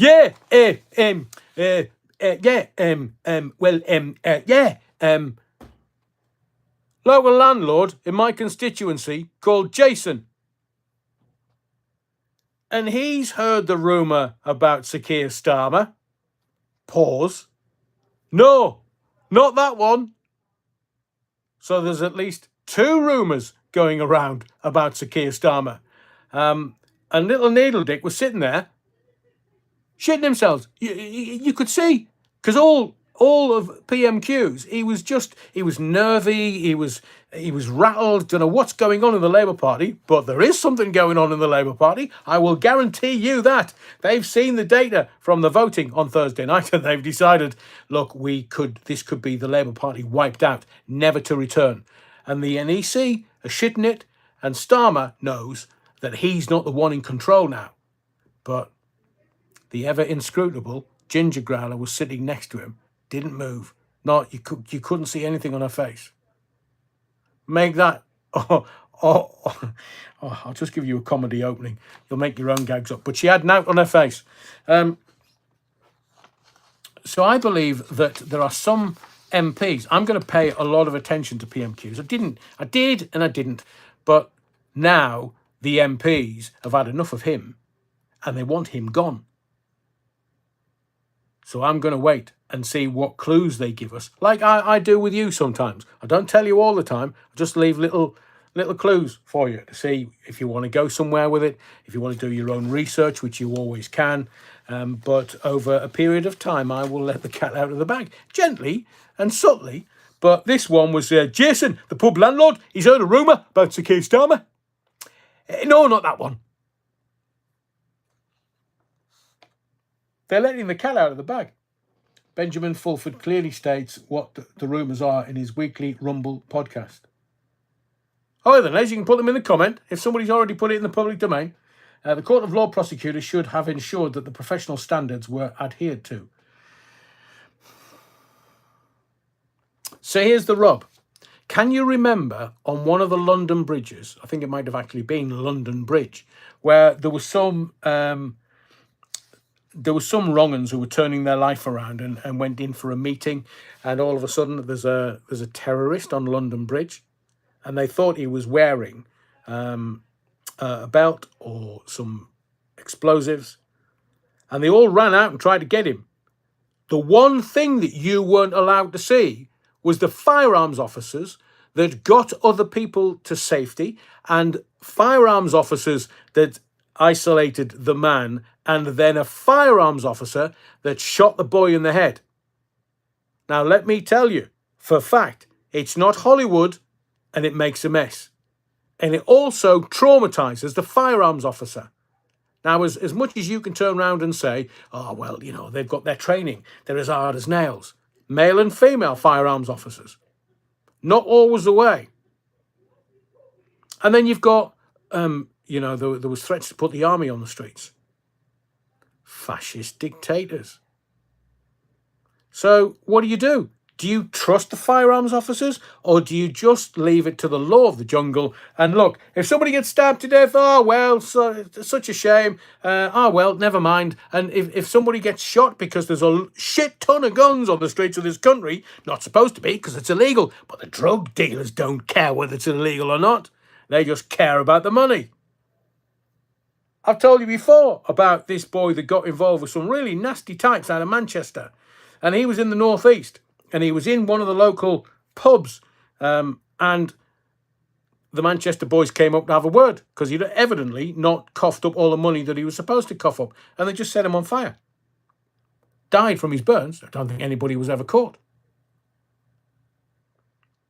We have an underbelly in this island that is violent, and I'm going to talk about some of it in a moment because I'm going to tell you a story about violence that you won't believe, but it's one of those stories that's in the underbelly of our communities. The Bovril says, I noticed during today's PMQs when Starmer gets excited, angst, his voice becomes effeminate. Yeah, and have you noticed how he always finishes his point? He'll kind of grab his portfolio and then he'll make his point as he's retreating from the lectern. Watch him. He does the same thing all the time. Hang on, Les. Les says, my reply is being shadow banned, but as Rich says, choose your words correctly. Use code if you want to. It's like there's loads of Scottish words that the algorithm doesn't understand. So I can say to you, ball bag. I can say to you, actually, Borjaw is close to Bojo. But Borjaw means something completely different. And bism. Bism's a lovely Scottish word, but the algorithm doesn't know what it is. I do. So, in code, Les. Okay, I'll do this while you're doing that. So, when they started today at PMQs, straight into the winter fuel payments. And I thought, that's a bit random. Why are they not getting into the council elections on Thursday? Winter fuel payments. That kind of went out of the news in January. Like I say, it's all scripted.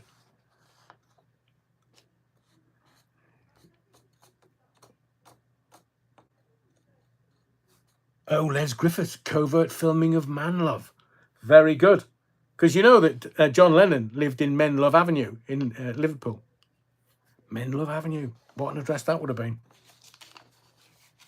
Starmer a fan of the Beatles. Beata, if Brits think that voting for a party owned and run by a Muslim isn't the way forward, then we are finished. Nigel has even said he will pass the baton to Yusuf. Has he, Beata?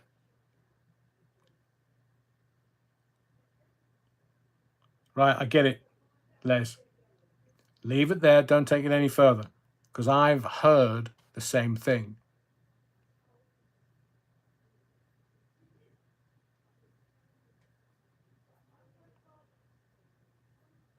Darren Bradbury, I think there'll be a lot of people agreeing with you.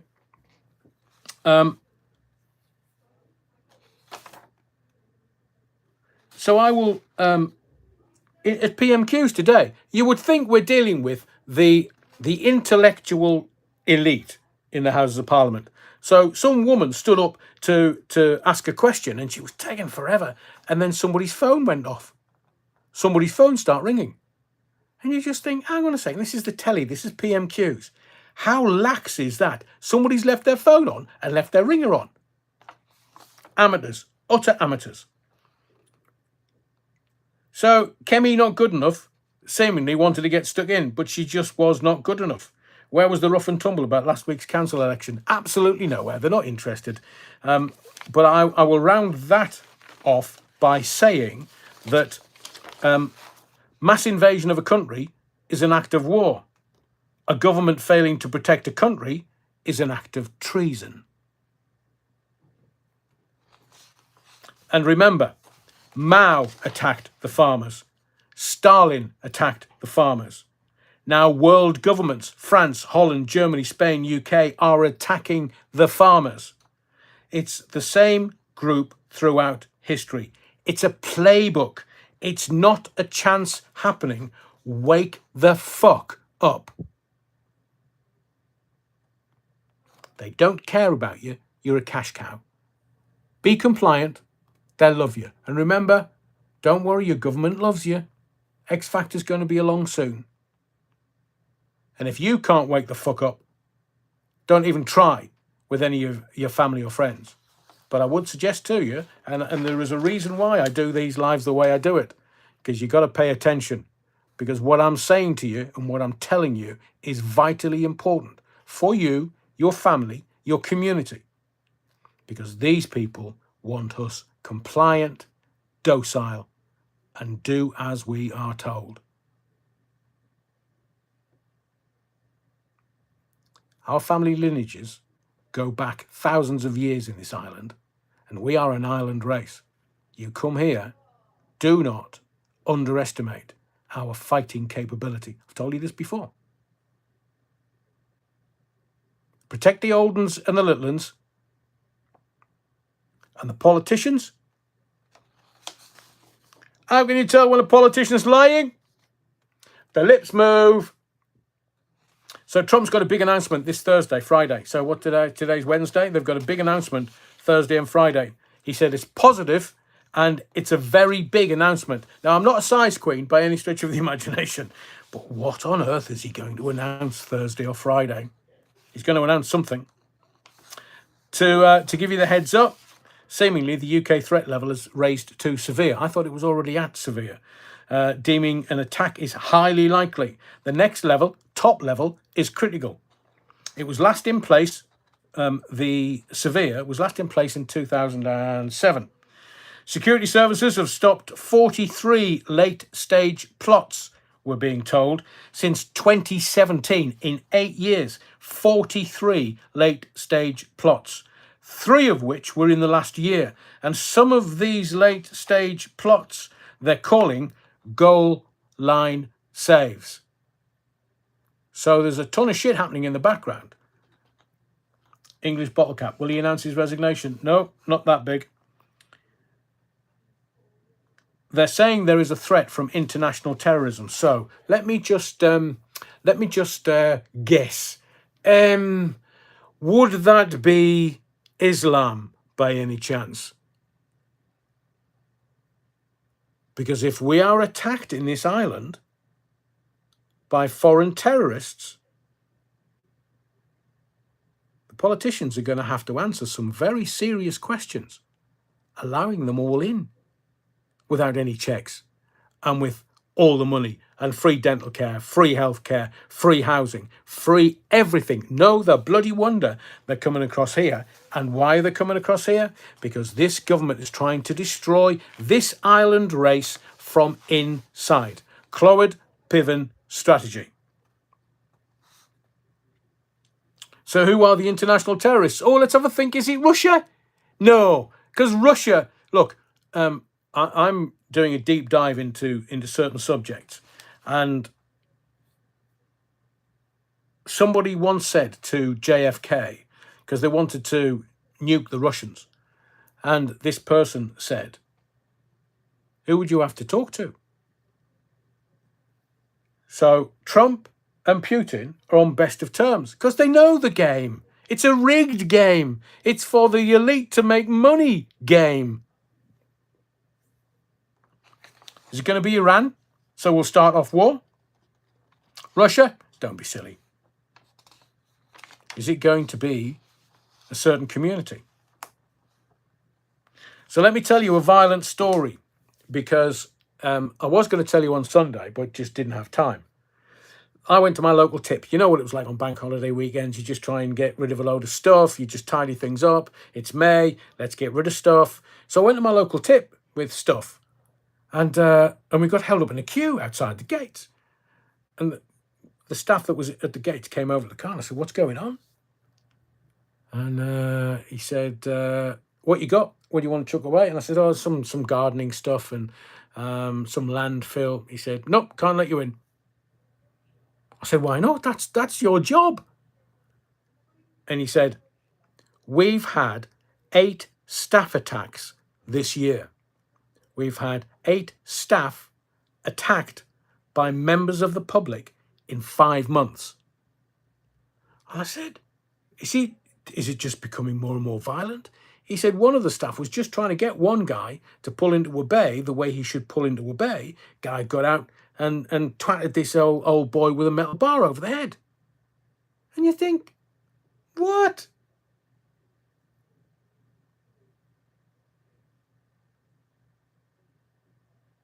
Rich says, "Wow, my super chat was deleted." Really, Rich? That's very weird. Because nobody's done any super chats or anything this evening at all. But thank you for trying, Rich. I really appreciate it. So this staff member was incredulous, but just said, "Look, sir, I can't. I can let you,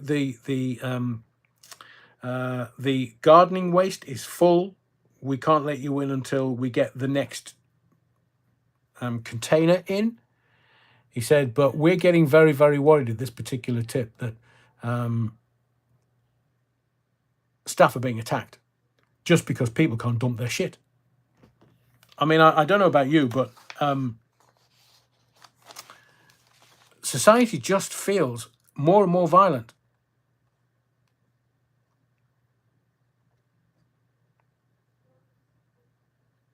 And it's they want to divide us, so that, as they did with Southport, right-wing thugs.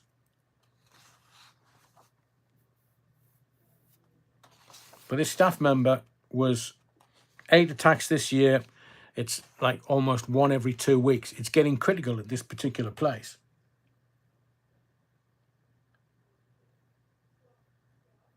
Sam says, "But the crime rate's at an all-time low." I think either people are not reporting it, people are dealing with it themselves. The police, if you post something on social media, round knocking on your door, 8 of them. Stephen Hall says, "Very true, Adrian. Society is more violent." How have we gotten here? Is it the mental health tsunami that's coming upon us from lockdowns? We all know that lockdowns were not the right thing to do. But somebody somewhere was making a ton of money. Politicians, no doubt. And I was on the phone to a friend today, and she was sitting on a park bench somewhere, and a fight broke out next to her. She said it was like 15-year-olds, maybe, school kid age-ish. But all of a sudden, there was 20 of them. Thank you, Stuart, as ever. There was 20 of them fighting amongst themselves. And she said, thankfully, they weren't, there was no weapons seen. But the cops wouldn't have turned up. They didn't. And she got up. She's partially sighted and got a kick in the leg. I heard a yelp on the phone. I said to her, "Look, get away to a safe place. Just best you can, get away to a safe place." Tim says, "It's getting like France in the 1790s. They were led by a lawyer." Let them eat cake, he says. Amalia Grassi is so disgusted by the police. Currently, Zelensky can only account for 1/3 of all the money given to Ukraine. I'll say that to you again. Zelensky, Sniffy the boy, can only account for 1/3 of the money given to Ukraine. Who is making the money? Well, you know, the kickbacks to President Shitty Pants, Brown Trousers, he's had nearly 100 million kicked back to him.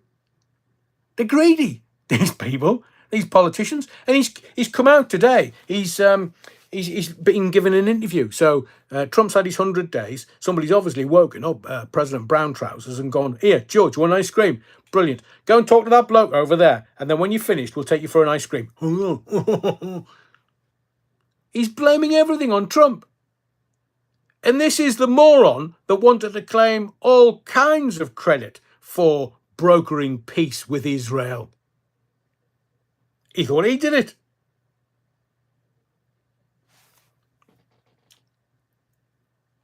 Paulie Galtieri says, Zelensky is the real happy merchant. Stephen Hall, the actor boy Zelensky, he's the gayest straight man I've ever seen dance. Have you seen him dance in the videos? Les Griffiths, multiple mansions, super yachts, supercars, vineyards. That's where the money's gone. And he's got hotels in Eilat. He's got stuff all over the world. So when he, the problem is, he's going to have to go to South America to get some plastic surgery. Because when this war finishes, there are factions within his army that don't want him to stop the war. And when he does, they're going after him. Let me tell you what the Canadian government's up to. I don't know whether you've seen any of the reportage coming out of the White House about the Donald and Mark Carney. Mark Carney. He's another WEF puppet. Don't you know that? Head of the Bank of England. And now he's been elected to the head of the Canadians. There's only about 50 of them, Canadians. It's not, I mean, it's a massive country, beautiful country, breathtaking country. But there's not many of them. And most of them are Scottish.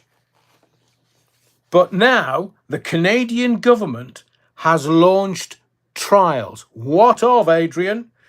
Of a groundbreaking inhaled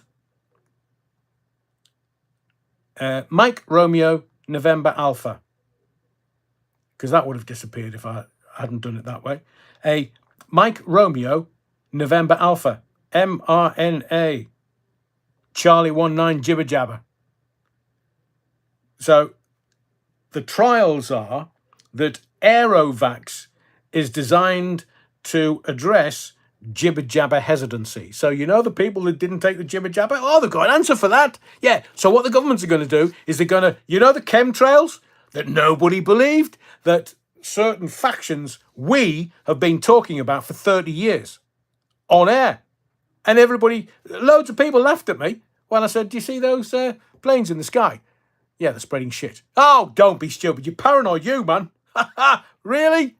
So now the Canadian government are putting into the air Aerovax, designed to address, in my words, jibber jabber hesitancy.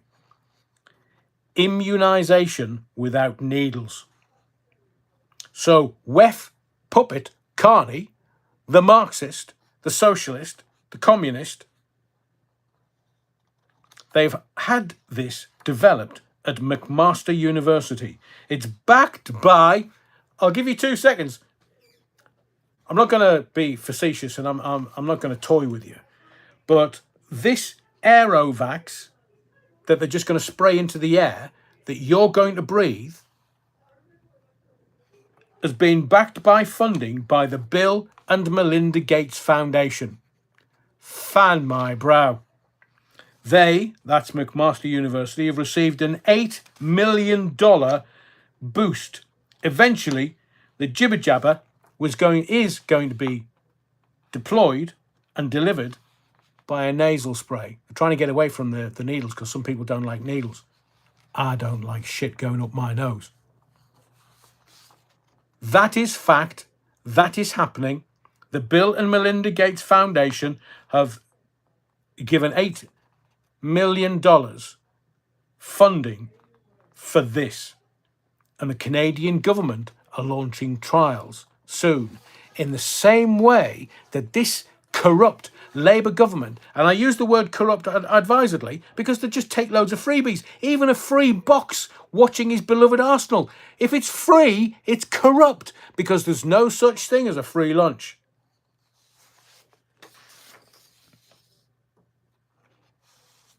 So today, the conclave started. English bottle cap, we often get sand from the Sahara carried by the winds to the UK. I mean, I know that it would have to go pretty high to be carried to come over here from Saudi. Alan, nasal spray straight to your brains. Correct. Tim N says at least they got beat tonight. Who did? Who was playing tonight in the footy? Arsenal. Oh, fantastic. So the conclave started today. There's 1.4 billion Catholics around the world. I will start by saying that Pope Pius XII was the Pope during the Second World War. Why would I mention that? Because between 1939 and 1958, they had a Pope in power. He was the head of all the Catholics. But the Catholic Church, the Vatican, Vatican City, the rat runs where the Nazis were escaping Germany, went via Italy and the Vatican and got their passports all sorted, all their paperwork all sorted, and the rat runs were straight out of Italy down into South America. That's why a shed ton of Nazis and Hitler and some of his henchmen all lived out their days in South America. Now there's the Argentinian president that a couple of about 4 or 5 weeks ago said, oh, don't worry about it. Yeah, we're going to release the paperwork. Yeah, Hitler died in 1966, had 2 daughters in Argentina or Peru or Chile, somewhere in South America, and we've got the paperwork to prove it. Have you noticed how that disappeared? Napoleon Bonaparte says, Adrian, smaller populations are easy to control. Nicholas says, just like the late Adrian Gadd, R.I.P., putting poppers through the air, con in rock shots. Oh, remember that? Oh, yeah, of course. Oh, bloody hell. Rusty Mouse. Geoengineering also has aluminium oxide. They're putting so much shit in the air that I was going to do a video for here, but I didn't know what trouble I would get myself into by, can you remember the Georgia Guidestones?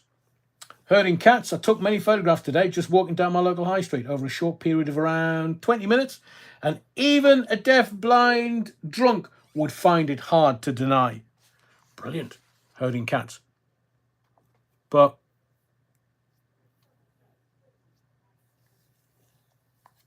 have you heard of the Georgia Guidestones?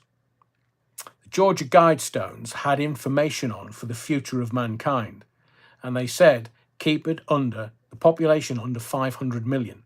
Well, there's 8 billion currently. And the Georgia Guidestones gave, and you can Google it, Georgia Guidestones, it's everything, I'm not making this up. But it was for the future of mankind. And what happened? Somebody blew it up and then bulldozed it. Why would they do that? Why would they get rid of that? Because it may have had some truth in it. English bottle cap. I cannot forget the Georgia Guidestones. Ray Norton, harp. Yeah, they'll be using that as well. Georgia Guidestones, UK population less than 17 million people. Blimey, Alan. Andrew James, Yoko had a thing for the Guidestones also. Did she? Very interesting. Suwated just drove past ICI on Teesside. Loads of white smoke coming in the air. Have we got a new Pope? No, David Lammy's saying that Vatican City, he wants reparation from the Catholics because they issued black smoke. It's racist. So I wanted to tell you about the rat runs. The Nazis out of Germany, given false passports, secure passage to South America via Italy. I've stood in the Sistine Chapel, albeit with a load of bloody Italians, and it is breathtaking. But the cardinals are just using it as an office. It's like, oh, is that my seat there? Where's my energy drink? I want some pasta.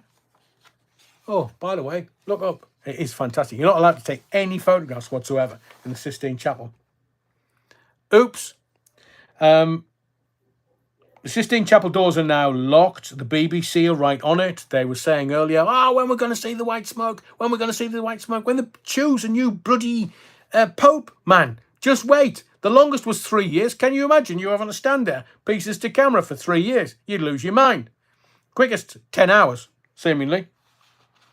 But The Holy Roman Empire just morphed into the Holy Roman Church. The Roman Empire was active between 753 BC, over 750 years before the Christ was born. And then the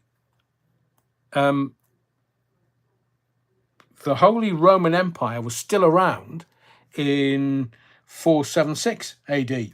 So after the Council of Nicaea, the Council of Nicaea was 325 AD. So the Roman Empire must have decided around about when the Council of Nicaea was convened that they would just change into the Holy Roman Catholic Church and, control the world. Now the Roman Empire rules 1.4 billion human beings around the world. The majority of the cardinals that are meeting in the Sistine Chapel are not from Europe, but they reckon that the final pope is going to be Peter from Rome. So the cardinals have been getting to know each other for the last 9 days. I think they possibly need to rephrase that. And in numerology, as far as I know, 9 is the holy number. 9 is the number of completion. It's the universal completion number. If you're into numerology, you know what I'm saying to you. And I want to try an experiment very quickly. Were you born between 1963 and 1993? Because we're going to try an experiment now. If you were born between 1963 and 1993, I want you to look on your left forearm, just kind of around here, on your left forearm, just before the elbow. I want you to look to see if you've got a freckle or a mole there.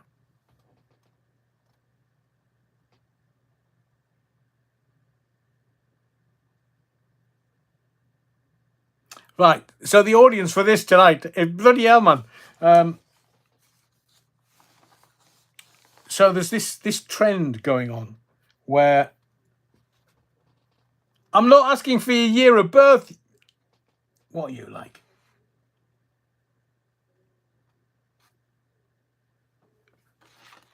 Well, stuff you, because I thought it was really good and I thought it was really funny. Seemingly, anybody born between 1963 and 1993, on their left forearm, around about there, they've got a mole, just a single mole or a single freckle. Oh, English bottle cap before 63, mole on the right forearm. Stuart says, I do. What, getting married, or you got a mole or a... I'm just being facetious, Stuart. The Umarian meme always been there.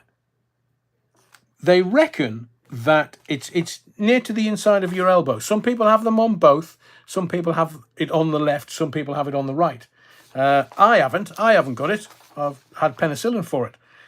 But people are freaking out on social media, all these conspiracy theories. But they reckon that the ordinary title of it is The Mark of the Indigo Child in the 80s and 90s. Who are the Indigo Children? Is it a TV series? Mark of the Beast, says Alan.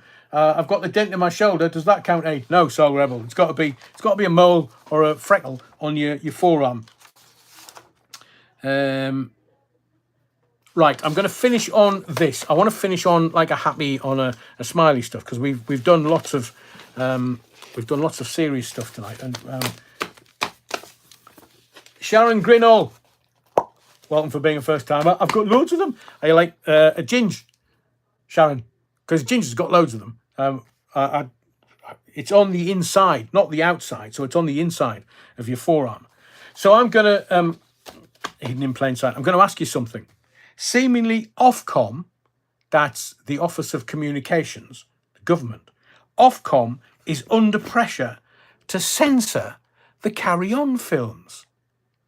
A couple of weeks ago, I talked on these lives about how our sense of humour, our great British sense of humour, it's seaside sauciness, if you wish, slowly but surely by the intelligentsia of the 80s, the comedians who went, no, Bernard Manning and stuff, no, you can't talk about that, no, you can't say that, it's not funny. Well, some of these comedians are about as funny as piles. But I want to know, so the question is this: should we censor the Carry On films? 1 for yes, 2 for no. Should we censor the Carry On films? Infamy! Infamy! They've all got it, infamy! Ooh, matron. Hang on, somebody said 1 there, but I have all the Carry Ons on DVD. Brilliant, Stephen. Napoleon Blown Apart, Sid James and the Carry On crew. I know. Rusty's Roamings, 2. That would be a double entendre, says Des Ashton. Double entendre? Isn't that a suppository? Oh, matron, no. I can't do a Carry On voice. Napoleon Blown Apart. Bagger off! No. 2.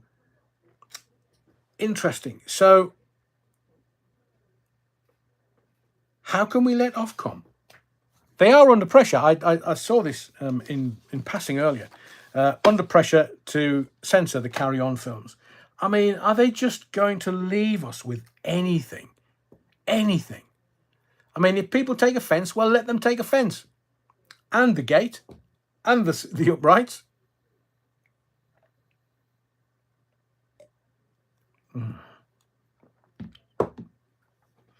Les, you've just made me laugh out loud inside you. Utter wrong. Les Griffith says, Richard Gere has a mole up his arse, allegedly. Pet Shop Boys, Les. See, the algorithm let you say that, but it kind of censors the real intelligent comments. Dan Bradbury says, Ofcom is not fit for purpose. Oh, I do agree, Darren. Well, managing directors on my behalf have crossed swords with Ofcom many times for me. Under pressure from who? I don't know. I did try and find out the detail before I came on air, Amalia, but couldn't find it. Sid James, Ghost Sunderland Empire, Paulie Galtieri. I know. And there was, what's his face, man? Tommy Cooper died on Sunderland Empire stage, had a heart attack and died. Maybe Sid James was ghosting him. Ray Norton, it's a snake that sways from left to right. It's called the window viper. Oh, dear Lord. Ray Norton. It's a snake that sways from left to right. It's called the window viper. Reg D. Oh, what a lovely pair. You took the words right out of my mouth. Art should be left alone. Agreed. All the banned censored comedies all sit nicely along amongst my DVD collection. Balls to the woke shithouses, said a spokesperson. Brilliant, Andy. Spoon jar spoon. Tissue, all fall down. Jackie Glasgow, Frankie Howard, so offensive, laugh out loud. I stayed in this hotel in York once, and they actually have on the main road through York, as you're coming off the motorway, they have a Frankie Howard room. So I was sitting there on the latrine thinking, Frankie Howard's watching me take a... Just a thought. Titty ye not, Napoleon Blown Apart. Tommy Cooper didn't die at Sunderland. He died on stage at the Majesty's Theatre in Westminster, London. Terry, you're always a spoiled sport. I thought, are you sure it wasn't Sunderland Empire? I mean, he might have died at the Majesty's Theatre, Westminster, but like having a heart attack, I'm sure it was. Right, you're wrong. I'm going to hang on. Look, I'll apologise if I'm wrong, but I always thought that Tommy Cooper. Hold the line, caller. Lord Wookfit is thrown down a challenge. Where did...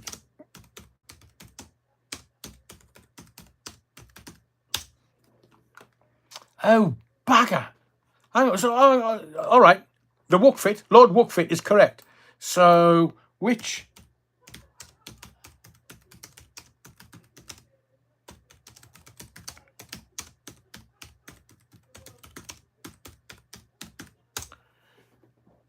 Oh, Sid James. So that's why Sid James's ghost is there. I've been into the changing rooms of the back Sunderland Empire. Can you remember Miss Diane from Crossroads? I went to do an interview with her because she was in Panto with Don Estelle. And So I went in the change and it's sloped. I didn't realise that. I thought the stage was kind of just flat, but no, it's sloped. 1976, died on stage. His dressing room at Sunderland Empire Theatre took on an eerie reputation. So there's many a backstage member of the acting fraternity that said that Sid James put the willies up them. I'll get my coat. So hit the likes on the way out, you wrong uns, if you could, please. I'm just going to see how many we got, because if I can get somewhere near 200, I know that the algorithm. Don Estelle, what a voice, lofty. Who horns Southend Theatre Palace? Hang on, Andrew. Southend Theatre Palace. Hang on.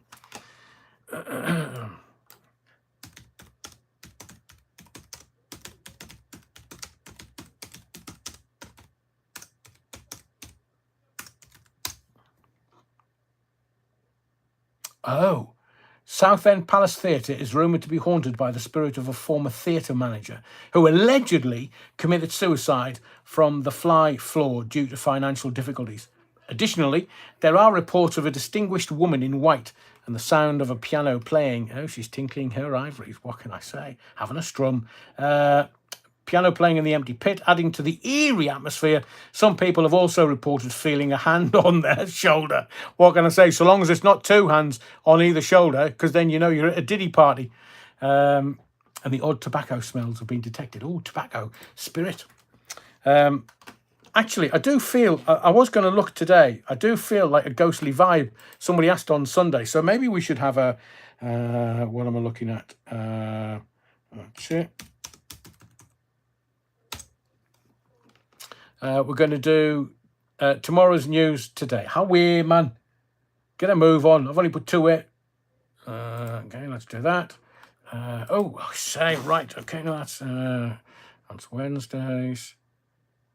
That's Thursdays. Hang on. What day is it? It's Wednesday today. Right.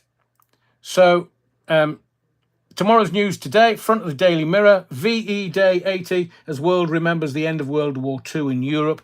Veterans call for peace in our war-torn times, echoing the Mirror cartoon from this day in 1945. They still, bloody Daily Mirror, still haven't mentioned the election last Thursday. Not one single word, not a solitary reportage, a column inch. Bless them, size queens. Here you are, don't lose it again. And it's victory and peace in Europe. I mean, we can't really understand what that was about. Our parents and grandparents would have done because they lived through it. On the front of the Daily Express, homes were ruined, people had died, but there was a sense of hope in our small community. People knew there were better days ahead. Yeah, and they're letting them all in and giving them free housing and free health care and free dental care and a weekly allowance. And my grandparents and my family fought for that. I don't know how the daily newspapers have the temerity to be able to do this and try and invoke some kind of national pride. And yet the dinghies are still coming across for freebies. No. Daily Star, picture of the Elizabeth Tower with Big Ben, Union flag. Somebody talked about, one of the politicians mentioned the Union Jack. The Union flag is only a Union Jack when it's flown from the jackstaff of a boat. It's the Union flag. Picture of Churchill in silhouette. Never, with the VE read out. Never forget. VE Day 80 years on, souvenir edition. So hang on a second, it's May. Why did they wait until the 11th of the 11th of the 11th, November? Well, oh, that's when the guns fell silent. So why didn't they fall silent in May? Just asking for a friend. Financial Times, war fears mount after Pakistan vows to hit back at India's deadly airstrikes. Oh, lads, man, here. Foxtrot Oscar. You've had a skirmish every 10 years. You had a score draw in the 60s, and then the 70s, and then the 80s, and then 1999. There's been nothing for 20 years. You're a nuclear power. Look, if you're really pissed off with India, why don't you do what you want to do? We'll just get the popcorn and we'll sit there and watch. Because we are a peaceable nation. You two should have your heads banged together. said a spokesperson. That's the only newspapers that have come through so far. So time's getting on. I can't kind of hang around waiting for the front pages to land. But as I've said many times before, on a Saturday night in London, and I used to do this near Charing Cross, you can pick up the Sunday newspapers on a Saturday night.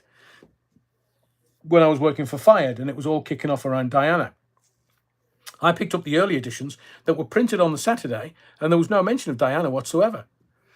So now you can pick up the front pages of the newspapers and see what's going on tomorrow.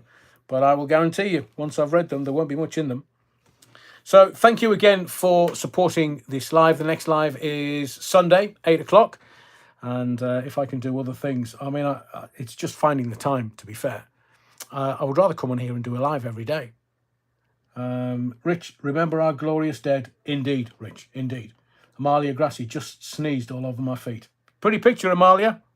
Andrew James, I live in Wiltshire. There is only North or Hampshire. The Bovril, thank you for your very kind words. And you, Nikki. Stuart, cheers, Rev. And Lord Wookfit, who's always right. Google Union Jack, you will see that the UK Authority for Flags allowed the Union flag to be called the Union flag. Yeah, it's called the Union flag. It's not called a Union Jack, it's called the Union flag. A Union Jack is only a Union Jack when it's flown from the jackstaff of a boat. Rusty's Roamings, thanks Adrian, see you Sunday. Brilliant, Rusty's. Garen Davis, as ever. Great night, Adrian, thank you. Napoleon Blown Apart, so glad you could make it. Was it? You're about 9 hours behind us. To everyone that was here this evening, thank you for the likes, subscriptions, but obviously most of all your indulgence. My name's Adrian Allen. If you can, leave the body of the Kirk in some semblance of order. We're going to get a new Pope soon, so obviously I'll be in deep doo-doo. And the next live will be on Sunday at 8 p.m. Whatever you do, wherever you go, I hope you stay healthy and everything goes okay for you. But wherever you go and whatever you do, please don't forget the Battenburg. And I'll see you Sunday, 8 o'clock.